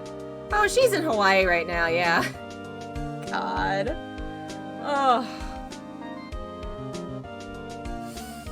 Oh, these characters are pretty great. Oh, this guy. Who, right? Yeah, I remember him. I hear he's been busy lately. You know, not to ring my own bell, but I sort of taught him... Oh, sure. Oh, man.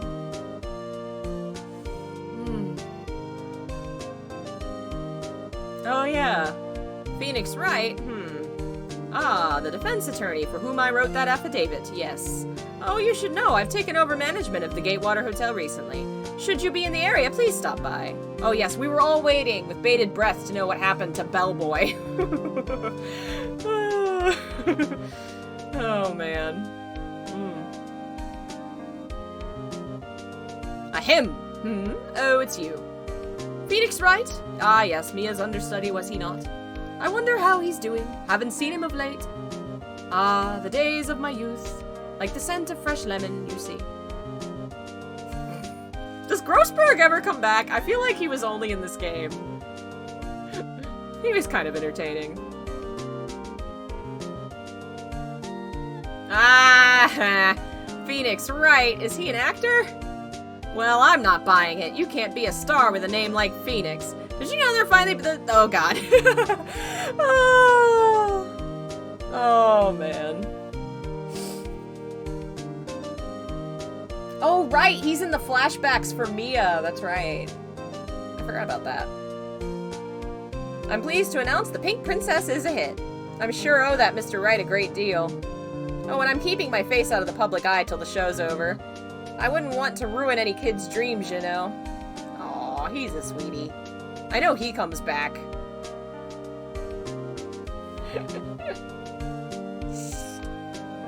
And they only kind of briefly mentioned it in this one, but Edgeworth's like a huge nerd for the samurai stuff.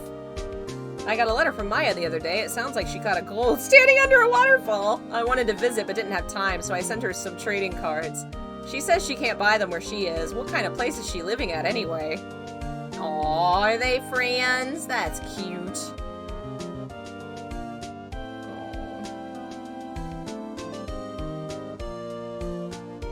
Ah, the kid. Right? Who's that? You want to talk? Let's talk Pink Princess, alright? But, you know, I snuck into the studio the other day, and I saw her. The one inside the Pink Princess suit. Ugh, what a dog. It was kind of a shock for a boy of my tender age. Oh, man.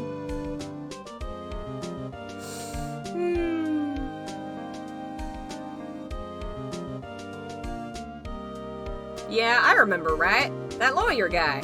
Huh, me? I'm in training to become a paranormal photographer. You know that picture I took of everyone? Well, just behind them there's a ghost! For real! Now that's talent. I'm gonna be famous. Let me get... It's Mia. Aww. What? Surely not the same Shinji Mikami. Aww. And look how happy Edgeworth looks! Oh my god! Oh, my children. Oh.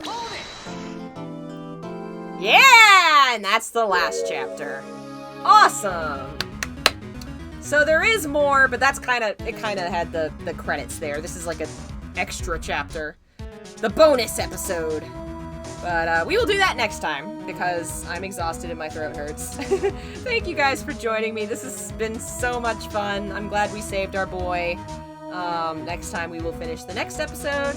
I am actually not out of town this week. I thought I was. It's next week. So I leave next Friday. So we will continue this game next Monday. Check out my Kickstarter for my video game if you haven't already. We're at 80% funding, which is super exciting. You can commission me for video topics, streams, and such. Buy my books. All those links are in the description. Follow me on social media and join the Discord to hang out with cool folks. Those are also in the description. Links in bio. Tomorrow will be Fire Emblem Day, as long as I can fix a stupid thing. If not, maybe we'll just do Final Fantasy. I'll figure it out. So I will see you guys then. Bye.